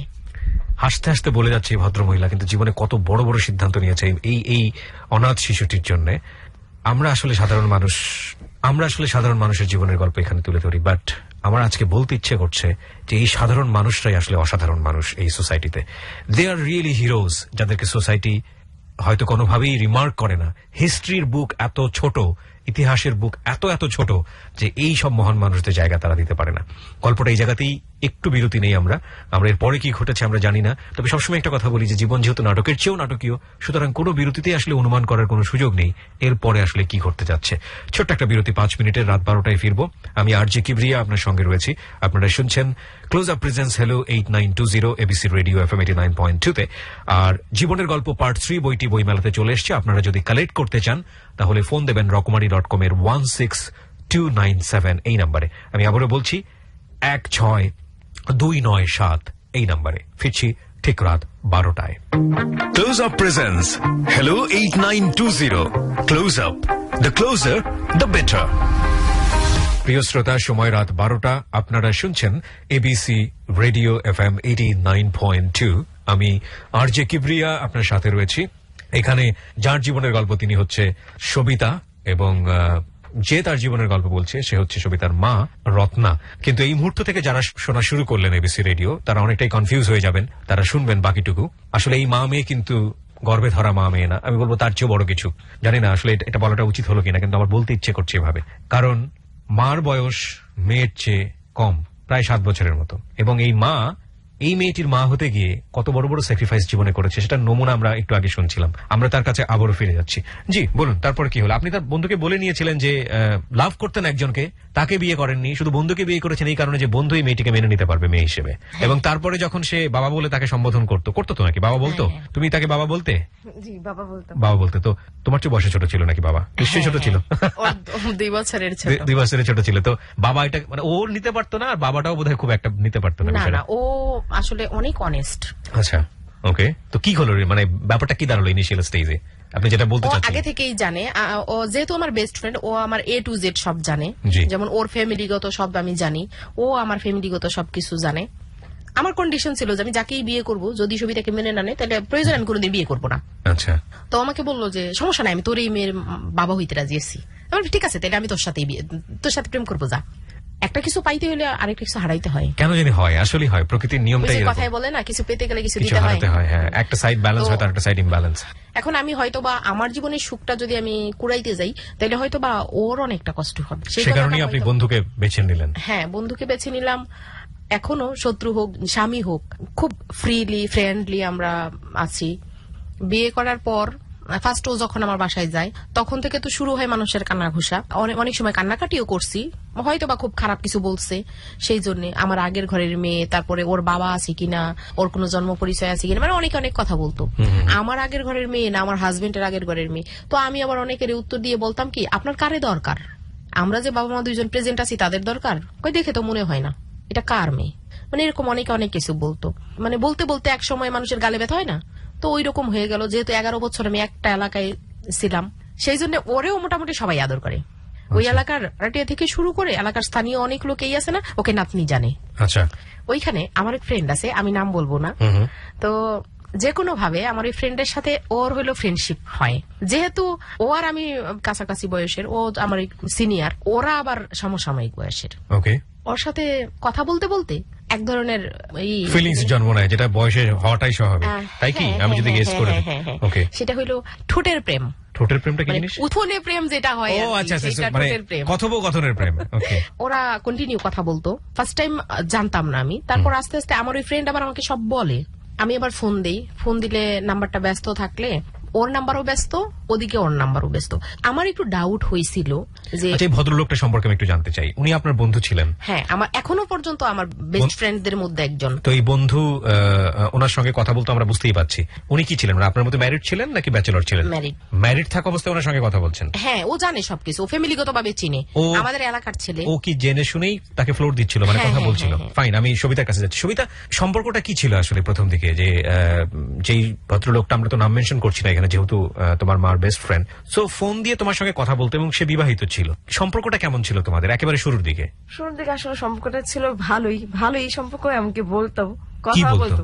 বলতে কেমন আছো, ভালো আছো। আমি বলতাম কি করেন, কাজ করি। তারপর আমি বলতাম যে মার সাথে কথা হয়, হ্যাঁ প্রতিদিন তো কথাই হয়। তখন তুমি কোথায় থাকতে? আমি শিশুপুলিতেই থাকতাম। তখন শিশুবলিতে আবার চলে গিয়েছো হ্যাঁ, এইখান থেকে কাজ শেষ করার পরে? হ্যাঁ।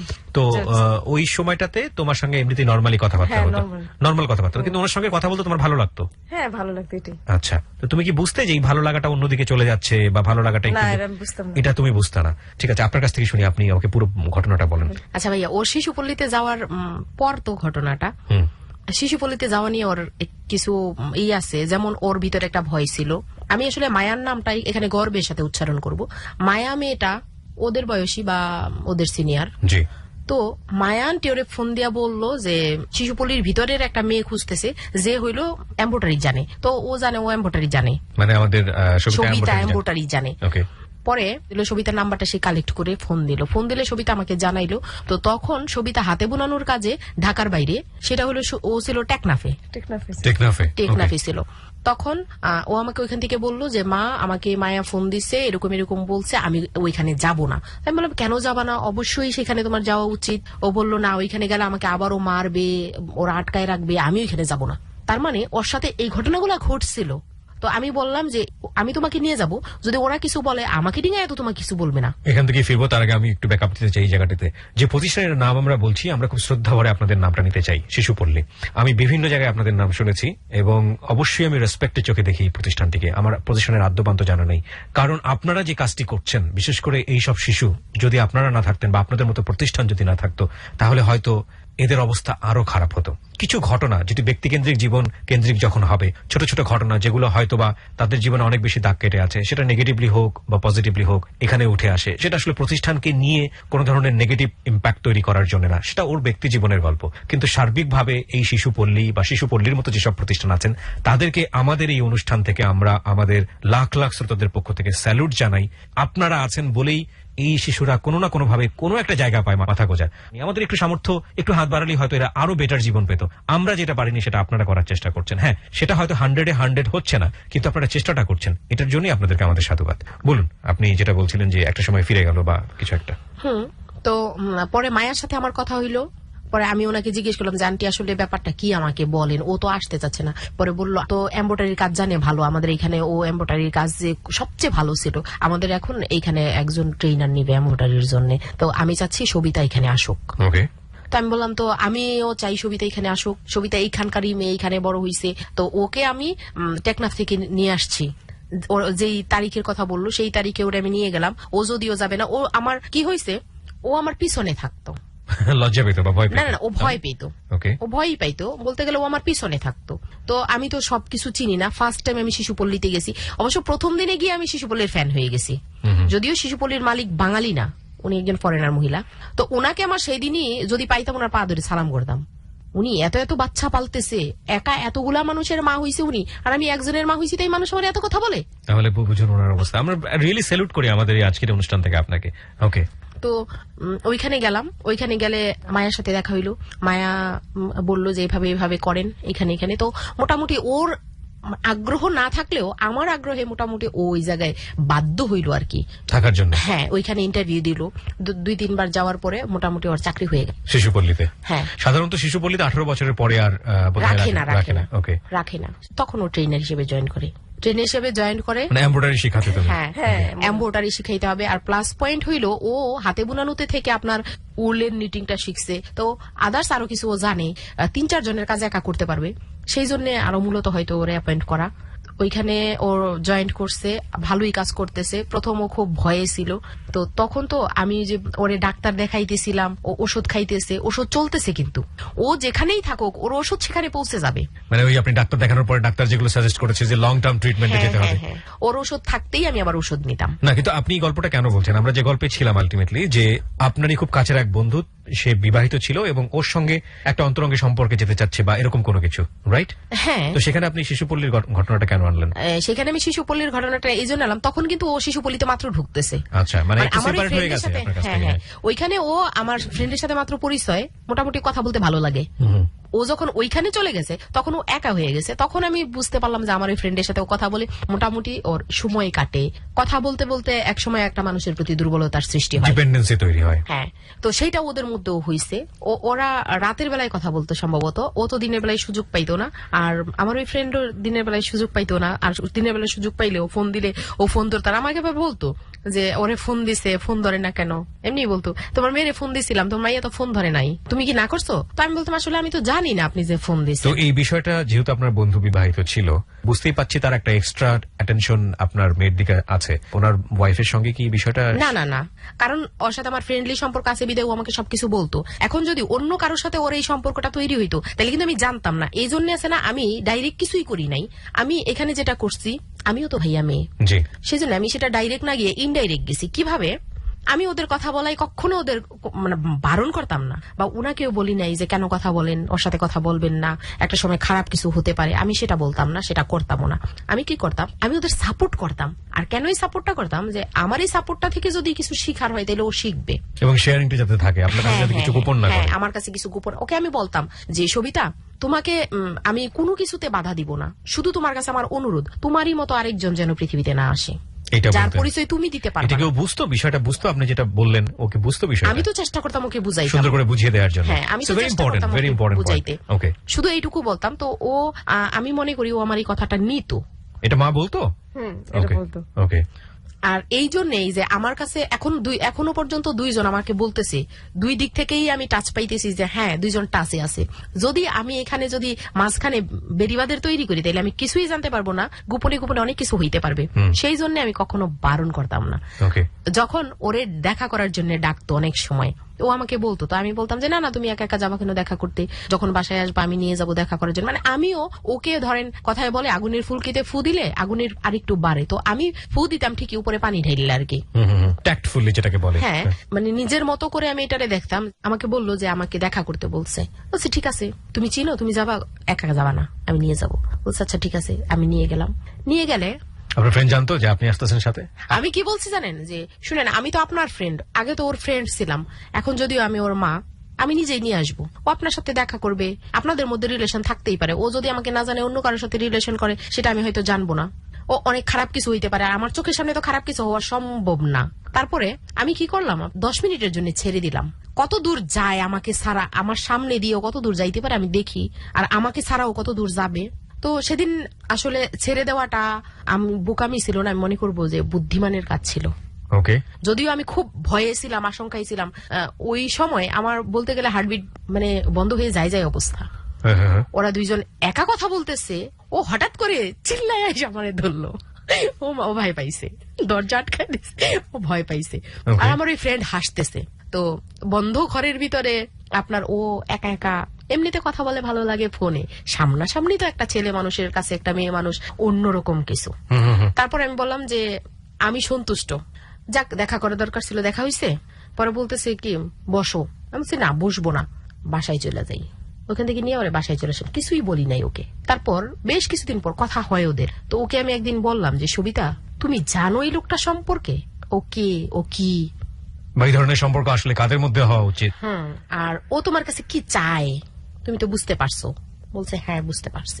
তো আমি বলি তুমি কি এই সম্পর্কটা আরো সামনে নিতে চাও, নিলে নিতে পারো, তবে আমি কিন্তু বারবার তোমাকে বলি তোমারই মতো আরেকজন যেন পৃথিবীতে না আসে যার পরিচয় তুমি দিতে পারবা না।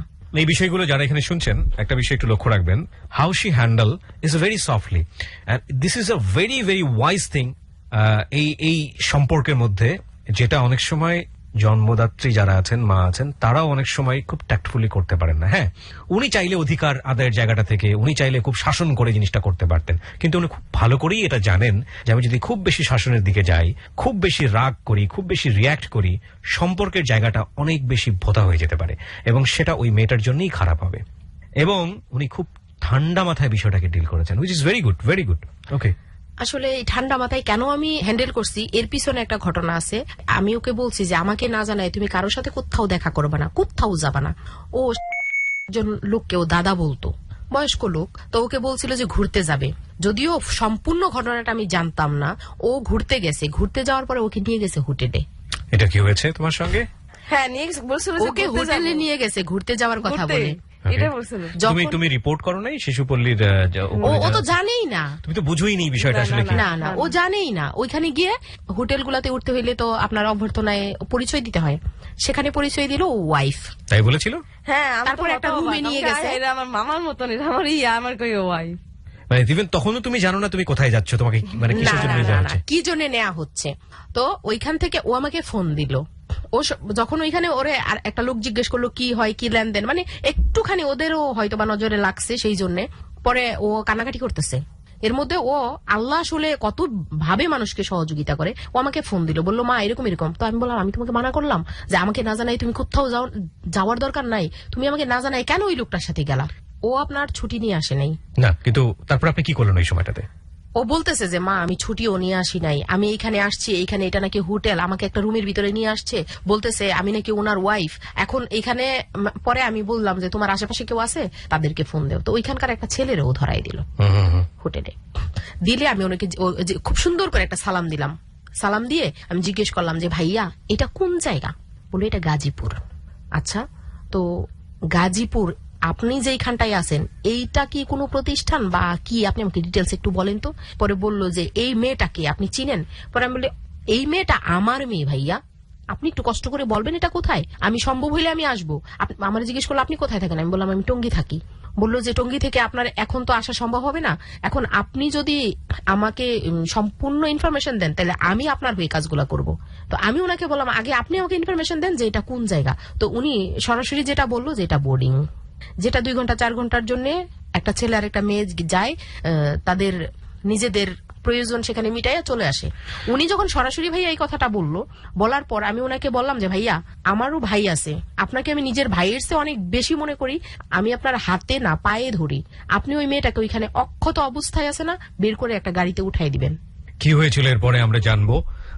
প্রিয় শ্রোতা, ছোট্ট একটা বিরতি নিতে হবে এই পর্যায়ে আমাকে, মাত্র 4 মিনিটের বিরতি। আপনারা শুনছেন close up presence hello 8920 ABC radio FM 89.2 তে। আমি আরজে কিবরিয়া রয়েছে আপনার সঙ্গে, এবং আজকে এখানে জীবনের গল্প বলছে মা মেয়ে আসলে সম্পর্কের, এবং এই সম্পর্কটা অতি পবিত্র সম্পর্ক। মার বয়স মেয়ের চেয়েও 7 বছরের কম। এই মেয়ে জন্মসূত্রে কোথায় আসলে কার ঘরে জন্মগ্রহণ করেছে সেটা কেবলমাত্র আল্লাহই ভালো জানেন। এই মেয়েকে কেউ শিখিয়ে দেয়নি। আমরা যে চিরকুট পেয়েছিলাম ওকে যেখানে যেভাবে রেখে যাওয়া হয়েছিল, যেটা ওর মায়ের ভাষ্য, সেটা হচ্ছে সেখানে শুধু লেখা ছিল এটাই, ওর নাম হচ্ছে এটা এটা এটা, এবং ও হিন্দু পরিবারে জন্মগ্রহণ করেছে, বাকি পরিচয় কিছুই ছিল না। এই মেয়ে পরবর্তীতে নিজেই মুসলিম হয়, এবং তার নিজের ভালো লাগা থেকেই সে কোরআন শরীফ শিখেছে, নামাজ পড়া শিখেছে, সে 5 ওয়াক্ত নামাজ পড়ে। এই মেয়ে হিসেবে গ্রহণ করেছে রত্না, যিনি আসলে মূল গল্পটা বলছেন। ওর নিজের জায়গা থেকেও তেমন একটা বলতে পারে না, বিকজ অফ ওর মেন্টাল কিছুটা প্রতিবন্ধকতা আছে, এবং সেটার পেছনে নির্দিষ্ট কারণ আছে, সেটাও বলেছে। লম্বা সময় একটা ট্রিটমেন্টের মধ্যে দিয়ে থাকতে হয়েছে। সেই গল্প আজকে আমরা এখানে তুলে নিয়ে আসছি, এবং 35 বা 37 বছরের মেয়ের যে জীবনের গল্প, মা বলছেন তার যে জায়গা থেকে বলা সেটা এখনো কিছুটা বাকি আছে। গল্পটা যে জায়গায় দাঁড়িয়ে আছে আমরা সেখান থেকে আবারও ফিরবো, তবে তার আগে ছোট্ট একটা বিরতি, মাত্র 4 মিনিটের। এই ফাঁকে আপনাদেরকে আরো একবার বলছি, জীবনের গল্প পার্ট 3 বইটি এই মুহূর্তে বাজারে আছে। আপনারা চাইলে ওটা সংগ্রহ করতে পারেন ঘরে বসেই, মাত্র 150 টাকা দাম বইটির, এবং এই বই থেকে যত লাভ হবে সবকিছু চলে যাবে গরিব এবং মেধাবী শিক্ষার্থীদের জন্য। আমাদের বইটি সংগ্রহ করার জন্য আপনাকে ফোন দিতে হবে রকমারি.com-এ। রকমারি.com এর ফোন নাম্বারটা হচ্ছে 16297। আরো একবার বলি 16297। 4 মিনিট পরেই ফিরছি। Close Up presents Hello 8920. Close Up. The closer, the better. 4 minute পর আরো একবার স্বাগত জানাচ্ছি ক্লোজ আপ প্রেজেন্স হ্যালো 8920 তে। আমি আরজে কিবরিয়া রয়েছে আপনার সঙ্গে, এবং আপনারা শুনছেন এবিসি রেডিও FM 89.2। এখানে জীবনের গল্প বলছে। কার কথা বলবো আসলে, কার জীবনের গল্প? হ্যাঁ, আসলে জীবনের গল্পটা হচ্ছে সবিতার, কিন্তু বলছে তার মা রত্না। আমরা রত্নার কাছেই ফিরি, এবং তারা এখানে আছে এই মুহূর্তে স্টুডিওতে। যদি আপনি তাদেরকে দেখতে চান আমার ফেসবুকে চলে আসবেন, ওখানে তাদের আমরা ছবি বা ভিডিও যেটাই বলি না কেন দিয়ে দিয়েছি। আপনি ফেসবুকে লগ ইন করে এবং লাইক দিয়েই আপনি সেটা দেখতে পাবেন। আমাদের ফেসবুকের ঠিকানা www.facebook.com/kibria.rj। আমি আবারও বলি www.facebook.com/KEBRIA.RJ। পেজটি আছে আরজে কিবরিয়া নামে। Please like this page. Like দেওয়ার সঙ্গে সঙ্গে আপনি ওখানে মেম্বার হয়ে যাবেন। জি, রত্না আপনার কাছেই যাই। তো আপনি আপনার মেয়েকে সেভ করার জন্য আপনি ফোন দিলেন, এবং ফোন দিয়ে বললেন যে আপনি যেভাবেই পারেন ওকে অক্ষত অবস্থায় ওখান থেকে বের করে দেন। বাকি জি। তারপর তো ছেলেটা আমাকে বললো যে আমি যখন কাঁদতেছি, সে বলতেছে আসলে আপনার কান্না আমাকে বলে দিচ্ছে যে আপনি যে বললেন কথাগুলো সত্যি। তা আমি বললাম যে ভাইয়া ও আসলে আমাদের যেই কুৎসিত পৃথিবীটা সেটার সাথে ও পরিচিত না, ও কারোর বিশ্বাস করে আপনার ফেসে গেছে। ওই লোকটাকে ও বিশ্বাস করে দাদু বলছে ওকে ঘুরাইতে নিয়ে যাবে। ও আসলে বাইরে ঘুরতে খুব পছন্দ করে, ও আমাকে না জানায় সেখানে গেছে। আপনার বোন থাকলে অবশ্যই আপনি দিতেন না, এত বড় একটা ক্ষতি হোক। আপনি নিজের মনে করে ওকে ওখান থেকে অক্ষত বের করবেন। আর আমি আল্লাহকে ডাকতাম শুধু কখনো ওইখান থেকে বের হয়ে আমাকে ফোন দিবে, আমি ওইখান থেকে ভালোভাবে ফিরে আসছি। সেই যে একটা শিক্ষা আমার মধ্যে ছিল যে ওকে আমি যতই বারণ করি ও আমার কথা শুনে না। এখন আমি যদি ওকে বারণ করি তাহলে আমার ওই ফ্রেন্ডের সাথে কি তার এই সম্পর্কটা এখানে বাধা পড়বে? রাইট, ওই জিনিসটা থেকে আপনি একটা হ্যাঁ, আমি ওইটা চিন্তা করতাম। তো ও এখান থেকে না হয় অক্ষত যাইতে পারছে, যদি ওর কাছে মোবাইল না থাকতো যাইতে পারতো না। শেষ পর্যন্ত সে পেরেছে। হ্যাঁ। তো তুমি ওখানে গিয়ে ব্যবস্থা নিলা না কেন? তুমি বলেছিলা ছেলেটার এগেনস্টে কিছু বলেছিলা তোমার কর্তৃপক্ষের কাছে? শেষ না না পর্যন্ত? না না, ওকে ফালাই রেখে তারপর ওই লোক পালাইছে। ওইখান থেকেই পালিয়ে চলে গেছে। হ্যাঁ, আমি ওই যে আপনার হইলো যে হোটেলের যে ম্যানেজারকে আমি সব বলছি না, বললে পরে ওনারে মাইর দেওয়ার জন্য ব্যবস্থা করছিল। ও সবাই মিলে আটকাবে, হ্যাঁ হ্যাঁ। আচ্ছা। সে আবার ওরে রেখা পালাইছে। পরবর্তীতে সে যায় নাই সেই প্রতিষ্ঠানে, যায় না যে প্রতিষ্ঠানে তুমি থাকতে কাজ করতে? ওই না প্রতিষ্ঠানে না, যায় ওইখান নাই? থেকে সে চাকরি ছেড়ে চলে আসছে অনেক আগে, কিন্তু ওর সাথে কিভাবে যোগাযোগ ছিল আমি জানি না। ওকে, ওখান থেকে সে চাকরি ছেড়ে দিয়েছে অনেক আগে। হুম। ওরে দিয়া শিক্ষা পাওয়া, সেই জন্য আমি ওরে না করি নাই, সাপোর্ট করে ওরে আমি বুঝাইছি। এর আগের ঘটনাতে আপনি না করেছিলেন কিন্তু গিয়েছিল শেষ পর্যন্ত। হ্যাঁ। দ্যাটস ওয়াই আপনি পরের ঘটনাতে সাপোর্ট করে আপনি একদম হ্যাঁ, শেষ হ্যাঁ, পর্যন্ত হ্যাঁ। গিয়েছেন। সো ভেরি ইম্পর্টেন্ট, এই লেসন গুলো আসলেই খুব ইম্পর্টেন্ট। ওকে বেশ কিছুদিন আবার ওরা কথাটা তো বলে, আমি জিজ্ঞেস করি যে কি ব্যাপার, কথাবার্তা হয়? বলে যে হ্যাঁ হয় মাঝে মধ্যে। তারপর আমি একদিন ওরে বললাম, ও বাসায় আসলে বললাম যে সবিতা, তুমি যার সাথে কথা বলো, যেই ছেলেটার সাথে তুমি দেখা করতে গেছো, তোমাদের মধ্যে অনেক কিছু হওয়ার আগে আমি তোমাকে একটা কথা বলি, তুমি তো তার সম্পর্কে কোনো কিছু জানো না। তুমি কি জানো সে কে, কেমন? সে একটা কোম্পানির মালিক। ওকে, ও জানে না, সে মনে হইলো যে আকাশ থেকে পড়ছে। তো আমি বললাম, যাই করো না কেন বুঝে শুনে করবা। বারবার একটা কথাই বলি, যেন তোমারই মতো আরেকজন কেউ না আসে পৃথিবীতে। আর তুমি আমার কথাটা তো শোনো না, তোমার ইচ্ছে মতো চলো চলো, আমার কোনো বারণ নাই, কিন্তু বুঝে শুনে চলো। এখন তুমিই বোঝো ওর সাথে সম্পর্কটা কি রাখবা না এখানে ক্লোজ করবা। কারণ ওর টাকা আছে, ও ওর টাকা দিয়া তোমার মতো 4টারে একদিনে কবর দিতে পারবে, তুমি কিছু করতেও পারবা না। তো আপনি এইভাবে জিনিসগুলো খুব টেকনিক্যালি হ্যান্ডেল করেন। হ্যাঁ। ওকে, ওর কাছ থেকে শোনা ওরই একটা পিছনের গল্প, সেটা হইলো শিশুপল্লী থেকে যখন অন্যান্য কোম্পানিতে মেয়েরা 18 বছরের হইলে চাকরির জন্য দেয় বা অন্যান্য জায়গায় ট্রেনিং এর জন্য দেয়, সেই রকম এক জায়গায় ওকেও দিছিল। তো সেইখানে তার সাথে এমন কিছু ঘটনা ঘটে যে ঘটনাগুলা সত্যি। তোমার কি মনে আছে সবিতা? মনে সুইটা আছে। মনে আছে না? একটু বলো তো আমাকে, গেলে তুমি কোথায় দিল কাজে? না, বলছিল যে তোমাকে এমব্রয়ডারিতে দেওয়া হবে জবে, তুমি যাও। গেলাম বাসা যাইয়া মহিলার কাছে, মহিলা না আমাকে বলে কিনা তোমার ঝাড়ু দিতে হবে, তোমার থালা বাসন মাজতে হবে, এটাই আমার বলে এমব্রয়ডারি। আচ্ছা, তারপর তুমি কি বললা? আমি কিছু বলি না, আমাকে যা দিবে তাই তো করতে হবে, আমার কিছু করার নাই। তখন তো আমার তো ফোনও ছিল না, বা আমি অত বুঝতামও না। আচ্ছা, শিশু বললি হয়তো জেনে শুনে ভালো জায়গাতেই দিয়েছে, কিন্তু যারা নিয়েছে তারা হয়তো ওকে মিস ইউজ করছে। আসলে তখন তো ওর 18 বছর পূর্ণ হইলে ওরা কি করে, আদার্স নলেজের জন্য অন্যান্য জায়গায় দেয়। ওকে দিয়েছে কাজের কথা বলে নিয়ে আসছে। অনেকে এরকম ঠকে, যেমন ওর ভাগ্য ভালো, সেইখান থেকে ফিরে আসতে পারছে। কি ঘটেছিল ওখানে? ওখানে ঘটেছিল ঝাড়ু দেওয়া, রান্না করা, এটাই। আপনি যদি একটু বলেন আমাদেরকে একটু ক্লিয়ার করে। ও খুব সহজে বুঝি ঘরে কাজের লোক, তো ওকে দিয়ে ঘরের যত কাজ আছে সব করাইতো। ঘরে হয়তো বা অনেক ভালো ভালো রান্না হইলেও কখনো খাইতে পারি নাই। ও বলছে যে ঘরের ভিতরে ভালো মন্দ রান্না হইলে দিত না, যদি জুড়া বাঁচতো সেখান থেকে ওকে খাইতে দিত। তারপর অনেক সময় হয়তো বা ওকে ঘরে আটকায় রাখতো, হয়তো পানিশড। এগুলো করেছে? হ্যাঁ, পানিশড মানে ঘরে কখনো আটকে রেখেছে? কি কারণে আটকে রেখেছে মনে আছে কোনো ঘটনা? একদিনের বা দুদিনের? কি কারণে না, তার এটাই, উনি বলে যে আমার বাইরে কাজ, তুমি ঘরে থাকবা। ও যাওয়ার সময় তালা দিয়ে যেত? হ্যাঁ। এটা কিন্তু শুধু উনি না, ঢাকা শহরের অসংখ্য মানুষ এটা করে।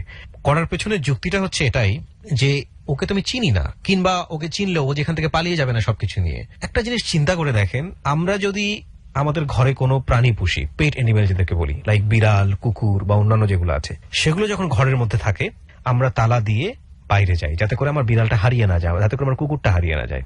আমি যখন একটা কাজের মানুষ রাখছি আমার ঘরে, তাকে আমি বাইরে যাওয়ার সুযোগ দিচ্ছি না, তাকে আমি আমার ঘরের মধ্যে রেখে তালা দিয়ে বাইরে থেকে যাচ্ছি যাতে করে ও আমার ঘর থেকে পালিয়ে না যায়, ঘর থেকে কোনো কিছু চুরি না হয়ে যায় এবং কোনো কিছু সে নষ্ট করতে না পারে।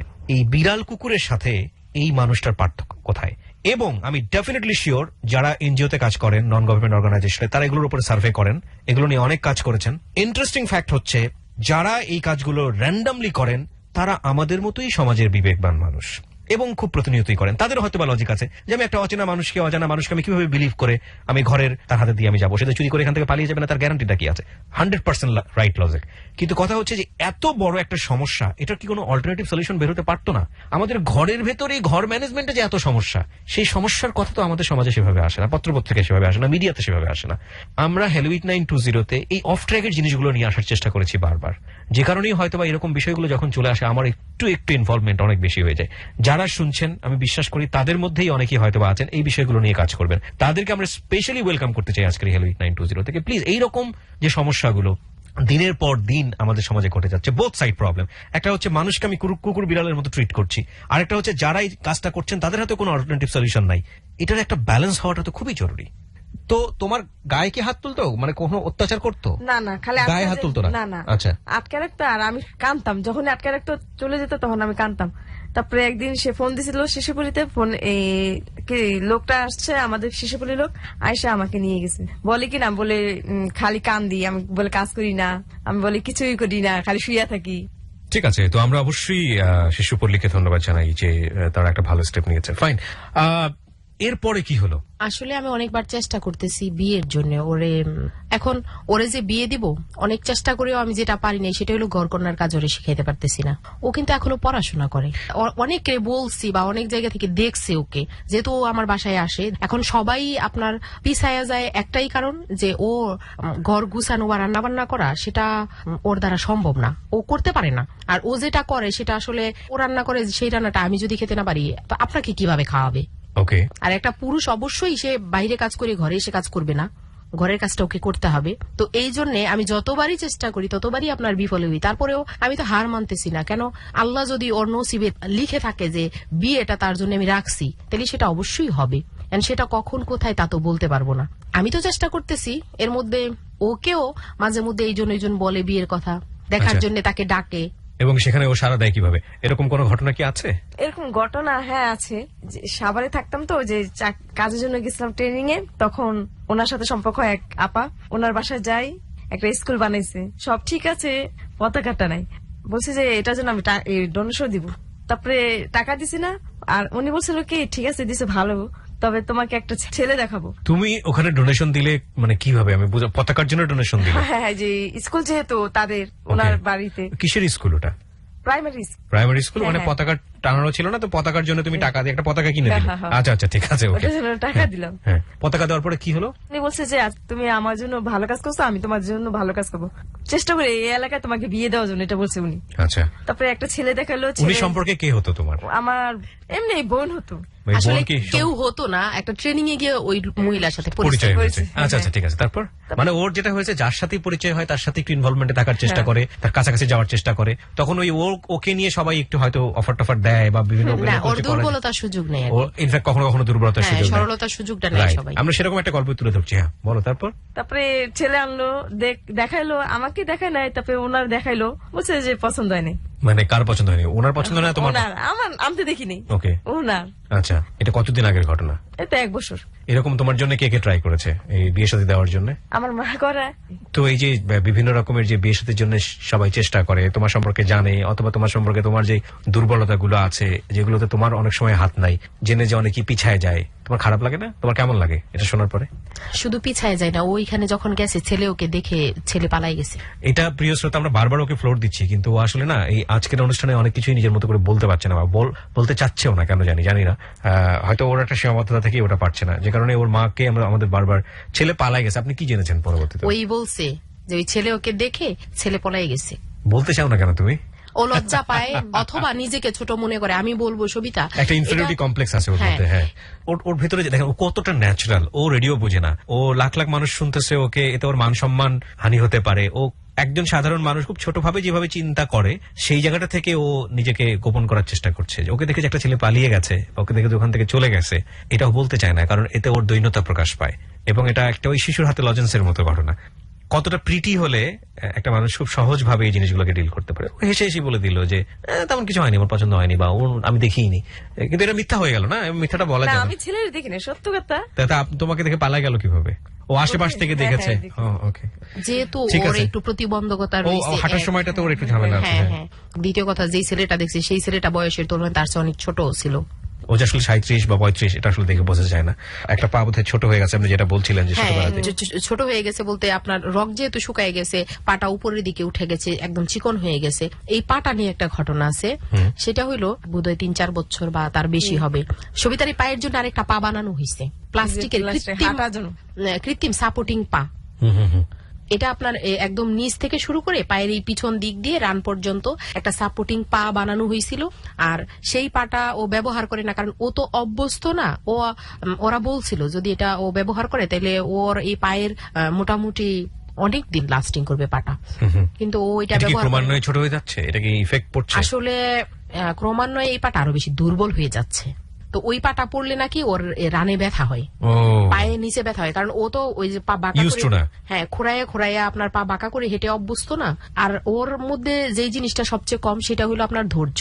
ওকে মা হিসেবে না, বন্ধু হিসেবে বলি, যদি চেষ্টা করে, আমার মনে হয় সারা বিশ্বরে আছে না ওর এই খোঁড়া পাটার নিচে রাখতে পারবে, ও যদি চেষ্টা করে। ও বলছে না শিশু পল্লীতে ও যখন টেস্টে এলাও হয়নি তখন আর মেট্রিক পরীক্ষা দিতে দেয় নাই, ও কিন্তু পড়তেছে। ও যখন চাকরি করতেছে শিশু পল্লীতে থেকেই ওপেন স্কুলে ভর্তি হয় ক্লাস 9-এ, এসএসসি পাশ করে, যদিও রেজাল্ট খুব একটা ভালো না। সবিতা যদি পড়াশোনার মধ্যে থাকে, খারাপ চিন্তা ওর মাথায় কম ঢুকবে।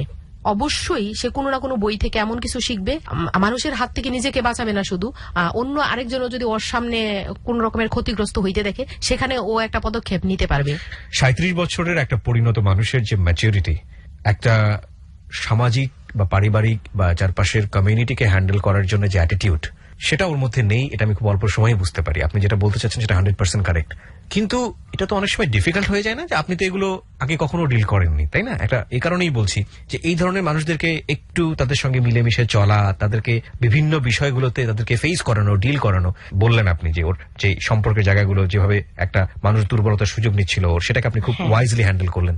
এগুলোর জন্য আমরা দেখি যে মানুষ নাকি বিভিন্ন রকমের ট্রেনিং নেয়, বিভিন্ন একটা প্রতিবন্ধী শিশুকে কিভাবে ডিল করতে হয়। এবং মাও একটা খুব ইন্টারেস্টিং গল্প বলি আজকে আপনাদেরকে। আমি এরকম অনেক অনেক খুব প্রতিপত্তিশালী সমাজের আপার ক্লাস যাদেরকে আমি বলি, একেবারে উঁচু তলার এরকম অনেক মারও আমি ইন্টারভিউ করেছি, যারা সমাজে মানে icon of the society, they lead the society, সুশীল সমাজের। তাদের কারো কারো ঘরে আল্লাহ না করুক এরকম সন্তানরাও আছে যাদেরকে আসলে এই প্রতিবন্ধী হিসেবে চিনি বা ফিজিক্যালি চ্যালেঞ্জড। এখন তো আসলে এই প্রতিবন্ধী শব্দটা নিয়েও একটা আপত্তি আছে। সেটা হচ্ছে আমরা আমাদের সমাজে একসময় খুব নুড ওয়ার্ড কিছু ইউজ করতাম, খোরা, কানা, বোবা। হ্যাঁ, এগুলো কিন্তু আছে আমাদের বাংলা শব্দে, কিন্তু এগুলো আছে। কিন্তু যারা যে এসব এনজিওরা এইসব বিষয়গুলো নিয়ে কাজ করেন, তারা এটাকে একটু চেঞ্জ করার জন্য বা পরিশীলিত কিছু শব্দ বের করার জন্য আমরা বের করলাম প্রতিবন্ধী। এবং এটাকে একসময় দেখলাম যে মানুষ কখনো কখনো আমাদের প্রাত্যহিক জীবনে এটাকে স্ল্যাং হিসেবে ইউজ করে, গালি দেয় অন্যকে, এই তুই তো প্রতিবন্ধী, তো প্রতিবন্ধী আসবে। এবং অদ্ভুত বিষয় হচ্ছে যে এই শব্দটা নিয়েও এখন অনেকের আপত্তি আছে, যে কারণে আমরা এই যারা মানে একটু বলার জন্য বলি বা যারা একটু তাদেরকে প্রেজেন্ট করার জন্য বলি, তারা এই শব্দটাকে আর একটু মডিফাই করে এখন ফিজিক্যালি চ্যালেঞ্জড বলি। এই ফিজিক্যালি চ্যালেঞ্জটাও কিছুদিন পরে দেখবেন মডিফাই হচ্ছে। যাই হোক, শব্দ নিয়ে বলার না, আমার যে জায়গাটায় বলার ছিল যে এই যে বাচ্চারা, যেসব প্রতিবন্ধী বাচ্চা নিজের ঘরে জন্মগ্রহণ করে, অনেক সময় মারা পর্যন্ত তাদেরকে ডিল করতে পারে না, একটা প্রতিষ্ঠানে দিয়ে দেওয়া হয় এবং ওই সময়টাতেই তাদেরকে ট্রেন আপ করা হয় বিশেষ ট্রেনিং এর জন্য।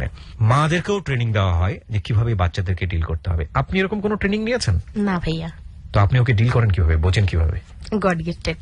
So this is the thing, that's why আমি এই প্রসঙ্গটার অবতারণা করলাম যে অন্তর যদি মায়ের হয় তাহলে অনেক প্রবলেমই আসলে সলভ হয়ে যায়। চলো আরেকটা বিরতি নেই, একেবারে শেষ ভাগে ফিরবো কিছু বেসিক কোশ্চেন নিয়ে। সেই বেসিক কোশ্চেনের জায়গাগুলো এরকম যে মেয়েটা এখন কিভাবে লাইফ লিড করে। ওর তো বেশি হয়নি, আপনারা বুঝতেই পারছেন, 37 বছর, ফিজিক্যালি চ্যালেঞ্জড, বুদ্ধিবৃত্তি, রান্নার অবস্থা, ঘর সামলাতে পারে না, এরকম একটা মেয়ে, পিতৃ পরিচয়ের জায়গাটাও প্রশ্নবিদ্ধ, সবকিছু মিলিয়ে তাকে আসলে বিয়ে করার মতো দিলদরিয়া মানুষ এই সমাজে আসলে যে খুব বেশি আছে সেটা বলা খুব কঠিন। তবে এই সমাজের প্রতি আমার অনেক আস্থা, কারণ এখানেই রত্নাদের মতো মানুষরা আছে। সুতরাং এই সমাজের প্রতি আমাদের অবশ্যই রেসপেক্ট রাখতে হবে, এই সমাজের মানুষদের প্রতি আমাদের অনেক রেসপেক্ট রাখতে হবে, কারণ নীরবে নিভৃতে কিছু মানুষ এই সমাজের জন্য এমন কিছু করে যান যারা হয়তোবা সেভাবে আইকন হতে পারেন না, but they are really icon. আমরা ফিরবো মাত্র 5 মিনিট পরে আজকের এই জীবনের গল্পের একেবারে শেষ ভাগে। আর এদেরকে যদি আপনারা দেখতে চান, মা এবং মেয়েকে, আপনারা চলে আসবেন আমার ফেসবুক পেজে। ফেসবুকের ঠিকানা www.facebook.com/kibriya.rj। আমি আবারও বলছি www.facebook.com/KEBRIA.RJ। পেজটি আছে RJ কিবরিয়া নামে। প্লিজ লাইক দিয়ে দিবেন, লাইক দিলেই আপনি এই পেজটির মেম্বার হয়ে যাবেন। আমি পেজটি ভেরিফাইড করতে পারিনি এখন পর্যন্ত। পেজটিতে 13 লাখের বেশি আমাদের ফলোয়ার আছে, ফ্যান আছে, আর বাকি যেগুলো দেখবেন যে কম, সেগুলো সবগুলোই ফেক। ফিরে আসছি 5 মিনিট পর। Close Up presents Hello 8920. Close Up. The closer, the better. 5 minute পর আরো একবার স্বাগত জানাচ্ছি ক্লোজ আপ প্রেজেন্স হ্যালো 8920-তে। আমি RJ কিবরিয়া রয়েছে আপনার সঙ্গে এবং আপনারা শুনছেন ABC রেডিও FM 89.2। আমরা একেবারে শেষ ভাগে চলে এসেছি। আজকে এখানে মা মেয়ের জীবনের গল্প এখানে প্রচারিত হচ্ছে। ঠিক মা মেয়ের গল্প বলবো না, বলবো মেয়ের গল্প, কিন্তু বলছে মা। রত্না, আমি আপনার কাছেই ফিরি। এখন ও তো আপনার ফ্যামিলিতেই বিলং করে, কিন্তু ও শিশুপল্লীতেই আছে, কাজ করছে ওখানে, কোনো জি। কোনো একটা জায়গায় বোধহয় ও পার্টিকুলারলি কোন একটা দায়িত্বে আছে। কিভাবে চলে দিনকাল, আমি একটু শুনি আপনার কাছ থেকে। আসলে আমার আরো একটা মেয়ে আছে, আমি এখন 2 মেয়ের মা। মানে মেয়ে আছে মানে বলতে কি আপনার হ্যাঁ হ্যাঁ, আমি বললাম না আমি 2 মেয়ের মা। পেটে ধরা মেয়ে সেটা বলবো ভাই আমার 2টাই, পেটে আর পিঠে নাই, আমার 2টাই মেয়ে। Just I like this word. Okay, আমার দ্বিতীয় মেয়ে। ওকে। তো মায়ের স্বাদ তো আমি ওর কাছ থেকে পেয়ে ফেলছি। আসলে আমি হয়তো বা ভালো ওরেই সবচেয়ে বেশি বাসি। ধরেন আমার মেয়েটা যখন জন্মায়, আমার মেয়েটার নাম ফুল, আমার মেয়ে জন্মের পর ও যখন ফার্স্ট ওকে দেখে, ও কোলে তো নিতে পারতেছে না, কারণ অনেক ছোট। ওর হাইট ছিল মাথা থেকে পা পর্যন্ত 8 ইঞ্চি। আমার কিছু সমস্যার কারণে ও বড় হইতে পারে নাই। ও এত কান্না কাঁদলো, কেন এত ছোট হইলো, মানে পোকার মতো। কেন কাঁদলা, মানে ভয় কাঁদছিল নাকি কোনো কোনো না ভয় না, মানে মানে এরকম ছোট মানুষ তুমি কখনো দেখো নাই, হ্যাঁ। এই জন্য তুমি কাঁদছিলা? আমার মতো বড় হইল না কেন, এত ছোট কেন, এইরকম কি মানুষ নাকি, মানুষ আমার মতো বড় হবে। আর ওর একটা বিষয় ছিল মাঝখানে, আমি আবার চাইছিলাম কি যে আমি ওরই মতো আরো একটা বাচ্চা নেই অ্যাডপশনের জন্য। তো ওর মধ্যে দেখলাম আপনার সেইখানে একটা প্রচন্ড পরিমাণে ঈর্ষা। সেটা হইলো ও দিবে না আমাকে, কারোর ভাগ দিবে না, ওই যে মাথা নড়াইতেছে দেখছেন? ও আমার ভাগ কারোরে দিবে না। তো আমি তখন চিন্তা করলাম ঠিক আছে নিব না। যখন আমি বেবিটা নিলাম, ফুল হওয়ার পর আমি একটা বিশাল বড় একটা সিদ্ধান্ত নিছি, আমি ভাইয়া ইউটাস মাইনাস করে ফেলছি, যেন আর কখনো আমাকে আছে না বাচ্চা নিতে না হয়। যদিও কিছু এটা সমস্যা আপনার ছিল। হাজবেন্ড কি জানে যে বিষয়টা, জেনে শুনে সিদ্ধান্ত নিয়েছিলেন নাকি না জানিয়ে? একটা জানে না, আর একটা যদিও জানে, আমার প্রবলেমটা সে জানে, কিন্তু আমি কেন এটা করাইছি সেটা শুধু আমি জানি। সেটা হলো ও খুব ভয় পায় যে আমার যদি বাচ্চা হয় তাইলে ওকে আমি ফেলে দেব, ওকে আমি রাখবো না, ও যেখানে ছিল সেখানেই ওরে আমি আবার পাঠিয়ে দিব, তখন আবার ওকে আটকায় রাখবে। ওর মধ্যে যে ভয়, সেই ভয়টা যেন না থাকে, সেই জন্য আমি আর সামনে বাড়াইলাম না, আমার ফ্যামিলিটার বড় করলাম না। ওই একটা মেয়ে নেওয়ার পর আমি আমার লাইফের একটা ইতি টেনে ফেললাম। অপারেশনের পর আপনার ওকে বলছি যে সবিতা, আমি যদি মরে যাই তুমি কিন্তু ফুলকে দেখবা। মানে অপারেশনের পর আমি তো, কারণ অনেক অল্প বয়সে এত বড় অপারেশন করতে হয় না, একটা অঙ্গ কেটে ফেলে দেওয়া তো অনেক আপনার খারাপ কথা, কারণ 20-22 বছর বয়সে। ইউটেরাসের কথা বলছেন আপনি? হ্যাঁ, মেয়েদের শরীরের সবচেয়ে গুরুত্বপূর্ণ অঙ্গ। নিশ্চয়ই, সেটা তো আমি বলছি, কিন্তু এটার পরে হরমোনের সাধারণত কিছু প্রবলেম দেখা যায়, শরীরে হরমোন ইমব্যালেন্সের ক্ষেত্রে কিছু প্রবলেম দেখা যায়। যেটার জন্য আমি এখন মোটামুটি প্রায় হয়তো আর বেশি দিন বাঁচবো না। আমার 2টা কিডনি প্রায় ড্যামেজ। তো তারপরেও আমি মোটামুটি আমি মনে করি আমি যদি মারা যাই সবিতা অবশ্যই ফুলকে দেখবে। আমার যে আমি বলতেছিলাম 2টা মেয়ের মধ্যে যে আপনার একজন আরেকজনের ক্লোন, সেটা কিভাবে জানেন? ও যেভাবে হাসে না, আমার মানে ছোট মেয়েটা বড় মেয়েটাকেই ফলো করে। ও তো ওকে বড় বোন হিসেবেই জানে। হ্যাঁ, ওকে। যদি ও কোনোদিন না বলে আপন বোন না, তাহলে ও কখনো সেটা জানবে না, আর সেটা কখনো মানবেও না। বিকজ ছোটবেলা থেকে ওভাবে দেখে আসছে, ওভাবেই ও ট্রিট করে আসছে, সে কারণেই হয়তোবা। সেটাই ভালো। হ্যাঁ। আর এখন 2 জনের মধ্যে এক প্রতিযোগিতা চলতেছে। কিসের প্রতিযোগিতা? সেটা হইলো যদি পড়াশোনায় খারাপ করে তাহলে কারোর সাথে কথা বলতে দেওয়া হবে না। যেমন ও পড়াশোনায় খারাপ করতেছে, সেই জন্য 2 জনের মধ্যে কথা বলা বন্ধ। পড়াশোনা খারাপ, যোগাযোগ বন্ধ। নতুন করে পড়াশোনা শুরু করেছে আবার? হ্যাঁ, ও এবার ইন্টার পরীক্ষা দিচ্ছে। তুমি কি এসএসসি পাস করেছো? হ্যাঁ, এখনো ও পড়বে না, মোটামুটি বলতে গেলে আমার চাপে ও পড়তেছে। ও আর ইন্টারে ভর্তি হবে না, পরীক্ষার রেজাল্ট খারাপ না, ভর্তি হইতে হবে, পড়তেই হবে। ভর্তি হইলো, এবার ইন্টার পরীক্ষা দিল, সেখানেও রেজাল্ট খারাপ। কিন্তু পাস তো করেছে নাকি ফেল করেছে? এখন ফেল পাস 2টাই সমান, কারণ গ্রেড তো খুব খারাপই আসছে। আচ্ছা, তো এই জন্য পড়াশোনার প্রতি তেমন একটা আগ্রহ নেই, বাট আপনি টেনে টুনে যেভাবেই হোক পাস করানোর চেষ্টা করছেন। আসলে কেন পড়াচ্ছেন? মানে ও তো চাকরি বাকরি করছে, পয়সা ইনকাম করছে, কেন পড়াচ্ছেন? ভাইয়া আমি অনেক বেশি পড়তে পারি নাই, যদিও আমি চাকরি করছি অনেক আপার লেভেলে। শুধু সেটা হইলো দক্ষতা বলে। ওরে পড়াশোনা করাইতেছি, মেমোরিটা কন্ট্রোল করি আমি। ওর লাইফের যত হ্যাপিনেস আছে সব ওর লাইফের যত ব্যাডনেস আছে সব আমার, যত প্রবলেম আছে সব আমার, যত সুযোগ আছে সব আমি তৈরি করে দিব ওরে, সেটা আমার যত ক্ষতি হোক। কি ধরনের সমস্যায় পড়তে হয় পারিবারিক এবং চারপাশে? একটা তো হচ্ছে যে পুরো গল্পটাই আমরা বুঝতে পারছি, কিন্তু তারপরে দৈনন্দিন প্রবলেম গুলো তো আছেই। সেই দৈনন্দিন প্রবলেম গুলা তো প্রতিনিয়ত থাকবে।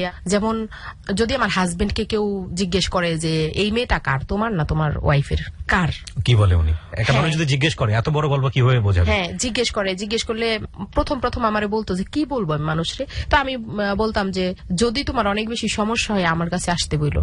মেয়েটা আগেরও না পরেরও না, এটা আল্লাহ আমারে দান করছে, গড গিফটেড ওরে এমন ভাবে বাবার আদর বা বাবার অধিকারটা কেউ দিত না। আর ও যদি একদিন ফোন না করে অন্য কেউ জিজ্ঞেস করতো না যে ওর সাথে আমার কথা হয়েছে কিনা, কি কথা হয়েছে। ফাইন। শিশুপল্লীতে তোমার রুটিনটা একটু জানি, কি করো তুমি সকালবেলা ঘুম থেকে ওঠার পরে, কিভাবে কিভাবে পুরো দিনটা তোমার যায়? একদিনের ঘটনা, সকালে উঠি, রান্না করি, খাবার খাই। নিজে নিজে রান্না করো? হ্যাঁ, নিজে তো রান্না তোমার করি। রান্না তো কেউ খেতে পারে না, তুমি কিভাবে খাও? একদিন আমি তোমার রান্না খাবো, ঠিক আছে? আমাদের সবার জন্য নিয়ে আসবা, আমাদের হেলো 8920 গেস্ট যারা আছে, ওর যারা রান্না খেতে চান, বিশেষ করে লিসনার যারা আছেন, একদিন আমরা ওরাতে রান্না খেতে পারি। ওনাকে রান্না করতে পারে না, আমাদের সবার জন্য তুমি একদিন যদি কনসেন্ট্রেশন নিয়ে রান্না করো, আমার মনে হয় তুমি একদিনই রান্না শিখে যাবা। হ্যাঁ, তো রান্না করো, তারপরে নিজে নিজে রান্না করে খেলে তারপর তারপরে রেডি হয়ে অফিসে যাওয়ার জন্য 12টায় অফিসে যাই। অফিসিয়াল যেটা কাজ থাকে সেটা কাজ করি। তারপরে আপনার কি ধরনের কাজ থাকে তোমার? শিশুদের নিয়ে কাজ, তো এন্ট্রিন করা, এই শিশুদের নাম লেখা। Wait, শিশুদের wait, নাম ও এন্ট্রি বুঝাইয়া বলতে পারে না, আমি বলে বলেন। দিচ্ছি। হ্যাঁ, কি কাজ? বাচ্চাদের মেধা বিকাশে একটা প্রজেক্টে কাজ করে ও, যেই কাজটা করলে বাচ্চারা খুব সহজে পড়ার প্রতি আগ্রহ, খাওয়ার প্রতি, ঘুমানোর প্রতি, খেলাধুলার প্রতি আগ্রহ জন্মাবে, তাদের মেধার বিকাশটা ঘটবে পরিপূর্ণভাবে, সেই রকম একটা প্রজেক্টের ও সম্ভবত অ্যাসিস্ট্যান্ট সুপারভাইজার। তাই কি? অ্যাসিস্ট্যান্ট সুপারভাইজার তুমি? জি। তুমি বড় একটা পোস্টে আছো তো। ওয়াল শিশুপল্লীর যত বাচ্চা আছে, জি। মানে সবার হাজিরা থেকে শুরু করে পার রুটিন হাজিরা ও করবে। আবার তাদেরকে টোকেন দেবে, সেই টোকেন থেকে আপনার টাকার মান নির্ণয় করা হবে। সেখান থেকে বাচ্চারা খেলনা, চকলেট, বিস্কুট, বিভিন্ন জিনিস কিনতে পারবে। ও, দ্যাটস বিউটিফুল। আর- এই কাজটা তুমি করো? হ্যাঁ, ও, ওয়ান্ডারফুল। ওকে, তুমি কটা পর্যন্ত করো সারাদিন? 12টা থেকে আপনার রাত 9টা। 12টা থেকে রাত 9টা পর্যন্ত। তো তোমার আর সময় কই, ব্যক্তিগত সময় কই তাহলে? তোমার আরো কিছু কাজ করে, যেমন? আমি বলি। ও সেলাই কাজ শিখছে, ওর ঘরে একটা সেলাইয়ের মেশিন আছে, ও সেলাই কাজ করে। এটা কি শিশুপল্লীতেই? হ্যাঁ হ্যাঁ, ও রুমের ভিতরে। আচ্ছা। শিশুপল্লী থেকে ওকে একটা বেড দিছে, একটা রুমের ভিতরে ওরা 3 জন থাকে। ওদের মাসিক ভাড়া 50 টাকা না সবিতা? মাসিক ভাড়া এটা 50 কি টাকা। তোমাদের রোজগার থেকে শিশুপল্লীকে হ্যাঁ দিতে হয়? হ্যাঁ হ্যাঁ, 50 টাকা হইলো মাসিক ভাড়া, আর বোধহয় 50 টাকা গ্যাস বিল আর বিদ্যুৎ বিল। না, বিদ্যুৎ নেই। তাইলে আপনার ওদের ভাড়া হইলো 100 টাকা পার মান্থ। ভাড়াই নেই। আসলে ভাড়াই নাই সে অর্থে। হ্যাঁ, হ্যাঁ, নাম মানে মাত্র। এটা কিন্তু আসলে দেখেন, এইটা নিচ্ছে কেন, যে তোমাকে আমি এখানে থাকতে দিছি। তুমি ফিল করো যে তুমি পে করে থাকতেছো, হ্যাঁ, তোমার হ্যাঁ, ফিলটা বেটার হ্যাঁ। হবে। Beautiful, beautiful. ওকে। তো ওইখানে একটা সময় ও ওই জায়গায় বড় হইছে, ওই জায়গার মেয়ে ছিল। এর মাঝখানে ও আবার ওই জায়গা থেকে বহিষ্কারও হইছে। আচ্ছা। আর বহিষ্কারটা ও বহিষ্কার না হইলে তো মনে করেন আরেকজনের ইয়েতে যাইতে পারবে না।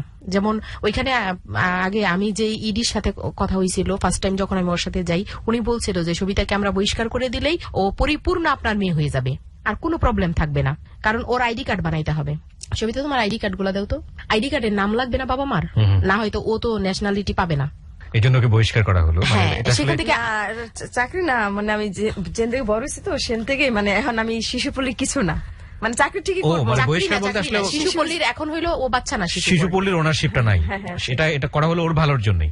হ্যাঁ, এটা ওর ভালোর জন্য করানো হইলো, যে ও শিশুপল্লী থেকে ও বহিষ্কার হইলো এই জন্য যে ও অ্যাডাল্ট হয়ে গেছে, মোটামুটি ও একটা চাকরি করতেছে, আর এখন ও নিজের মতো করে নিজে চলতেও পারবে। এই সেই আইডি কার্ড না, যেখানে মা হিসেবে আপনার নাম আছে হ্যাঁ। ন্যাশনাল আইডি কার্ডে, আর বাবা হিসেবে আপনার হাজবেন্ডের নাম। জি। Very interesting. মানে কেন যে বলি যে লাইফটা আসলে নাটকের চেয়েও নাটকীয়। Very interesting. তো আপনি এটা অ্যাকসেপ্ট করে নিলেন বিকজ অফ ওর এই ন্যাশনাল আইডি কার্ডটা আসলে করার জন্য, তাই তো? জি। ওকে, তারপর যাদের ভয়ে লুটুপুটি খাইতো, এখন তারা ওকে সালাম দেয়, ম্যাডাম বলে, অনেকে আপা বলে। Great achievement. সি, আমরা মনে করেছিলাম যে আজকের গল্পটা শেষ হবে খুব দুঃখ ভারাক্রান্ত মন নিয়ে। না, কিছুটা আফসোস তো প্রত্যেকটা মানুষের জীবনেই আছে। আমারও অনেক বেশি অপূর্ণতা আছে, যারা শুনছেন তাদেরও পুরো জীবনটাই আসলে এই অপূর্ণতাই আমাদেরকে সামনের দিকে নিয়ে যায়। আমরা বেঁচে থাকার শক্তি পাই এই অপূর্ণ বিষয়গুলোর কাছ থেকেই, কারণ আমরা মৃত্যুর আগ পর্যন্ত পূর্ণ হতে চাই, আমাদের মনের শখগুলো পূরণ করতে চাই। সবিতারও আছে, সবিতারও অনেক অনেক বেশি অপূর্ণ বিষয়গুলো এখনো আছে। বয়স 37, বিয়ে হয়নি, সংসার কি জিনিস সে জানে না। এটা অনেক বড় একটা অপূর্ণ জায়গা নিশ্চয়ই, কিন্তু সবিতা এর চেয়েও খারাপ থাকতে পারত। সবিতা এখন যে জায়গাটায় আছে, যদি পূর্ণতার জায়গা থেকে বলি, সে মা পেয়েছে, পরিবার পেয়েছে, সে তার পছন্দ মতো ধর্ম সে নিজে বেছে নিতে পেরেছে, যেটা আমাদের ব্যক্তি জীবনে কারোরই সুযোগ হয় বলে আমার মনে হয় না। যে কারণ আমরা যা দেখি, যা বিলিভ করি, যেভাবে সমাজ আমাদেরকে বিলিভ করে, আমরা সেভাবেই কোশ্চেন ছাড়াই আমরা সেটা মেনে নেই। কিন্তু সবিতা দেখেছে যে এই এক ধর্ম এভাবে করে, আরেক ধর্ম এভাবে করে, আমার যেটা ভালো লাগে আমি সেটা করবো। সবিতা সেটা বেছে নিয়েছে, এটা ওর জন্য একটা সৌভাগ্যের বিষয়। তো সবকিছু মিলিয়ে সবিতার জীবনে পাওয়া অনেক কিছু, সবিতাকে নিয়ে আফসোস করার কিছু নেই। কিন্তু সবিতা আজকে যে গল্পটা আমাদেরকে বলে গেল, বা সবিতাকে কেন্দ্র করে রত্না তার মা যদি বারবার আমি ডাক নাম ধরে ডাকছি, আসলে তার নাম হচ্ছে শাহিদা সরকার। সেই বলার জায়গাটাতে আমাদেরকে অনেক বড় একটা ফিলিংস দিয়ে গেল। সেটাকে আপনারা কিভাবে নিবেন, এই গল্পটাকে আপনারা কিভাবে নিবেন, সেটা একান্তই আপনাদের ব্যক্তিগত বিষয়। আমি শেষ করার আগে সবিতা, তোমার কি দিয়ে শেষ করি? তোমাকে দিয়ে শুরু করেছিলাম, এক পর্যায়ে কেটে নিয়ে তোমার মায়ের কাছে গিয়েছিলাম। মাঝখানে ভাইয়া বলুন। সবিতার তো সব স্বপ্ন পূরণ হয়েছে।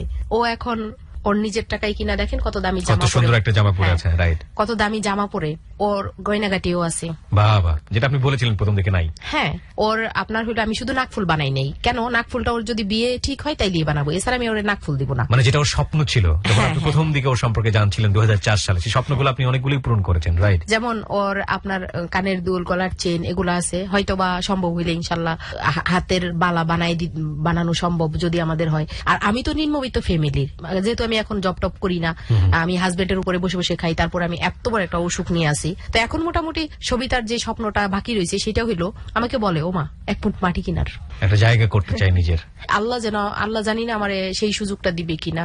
তো আমি আসলে সবার কাছে দোয়া কামনা করি, যেন সবাই দোয়া করে ওর জন্য, যে আল্লাহ যেন ওরে সত্যি সত্যি 1 মুঠ মাটির একটা নিশ্চয়ই ব্যবস্থা আল্লাহ করে দেয়। দিবেন, নিশ্চয়ই আল্লাহ দিবেন। আল্লাহ তো সবচেয়ে বড় গিফটটাই তোমাকে দিয়েছে, সঠিক ধর্মটা দিয়েছে, এবং তুমি একটা সঠিক পরিবারে আছো, মানুষের সহচার্য পাচ্ছ। তোমার মতো অনেক সন্তান আছে আমাদের সোসাইটিতে যারা এই সৌভাগ্যের অধিকারী হয় না। আমরা আজকে একটা আনন্দের গল্প মানুষকে শোনালাম, সবই পূরণ হয়েছে, এটাও পূরণ হবে। তুমি কি কিছু বলতে চাও শেষে আমাদের লিসনারদের উদ্দেশ্যে, যারা শুনলো তোমাকে, লাখ লাখ মানুষ? এবং আমি জানি গল্পটা প্রচার হবার পরে তোমার চারপাশের যারা মানুষ আছে তারাও তোমাকে আলাদা করে চিনবে, যারা হয়তো জানতোই না এত গল্প তোমার মধ্যে লুকিয়ে আছে। কিছু বলতে চাও তাদের সবার জন্য?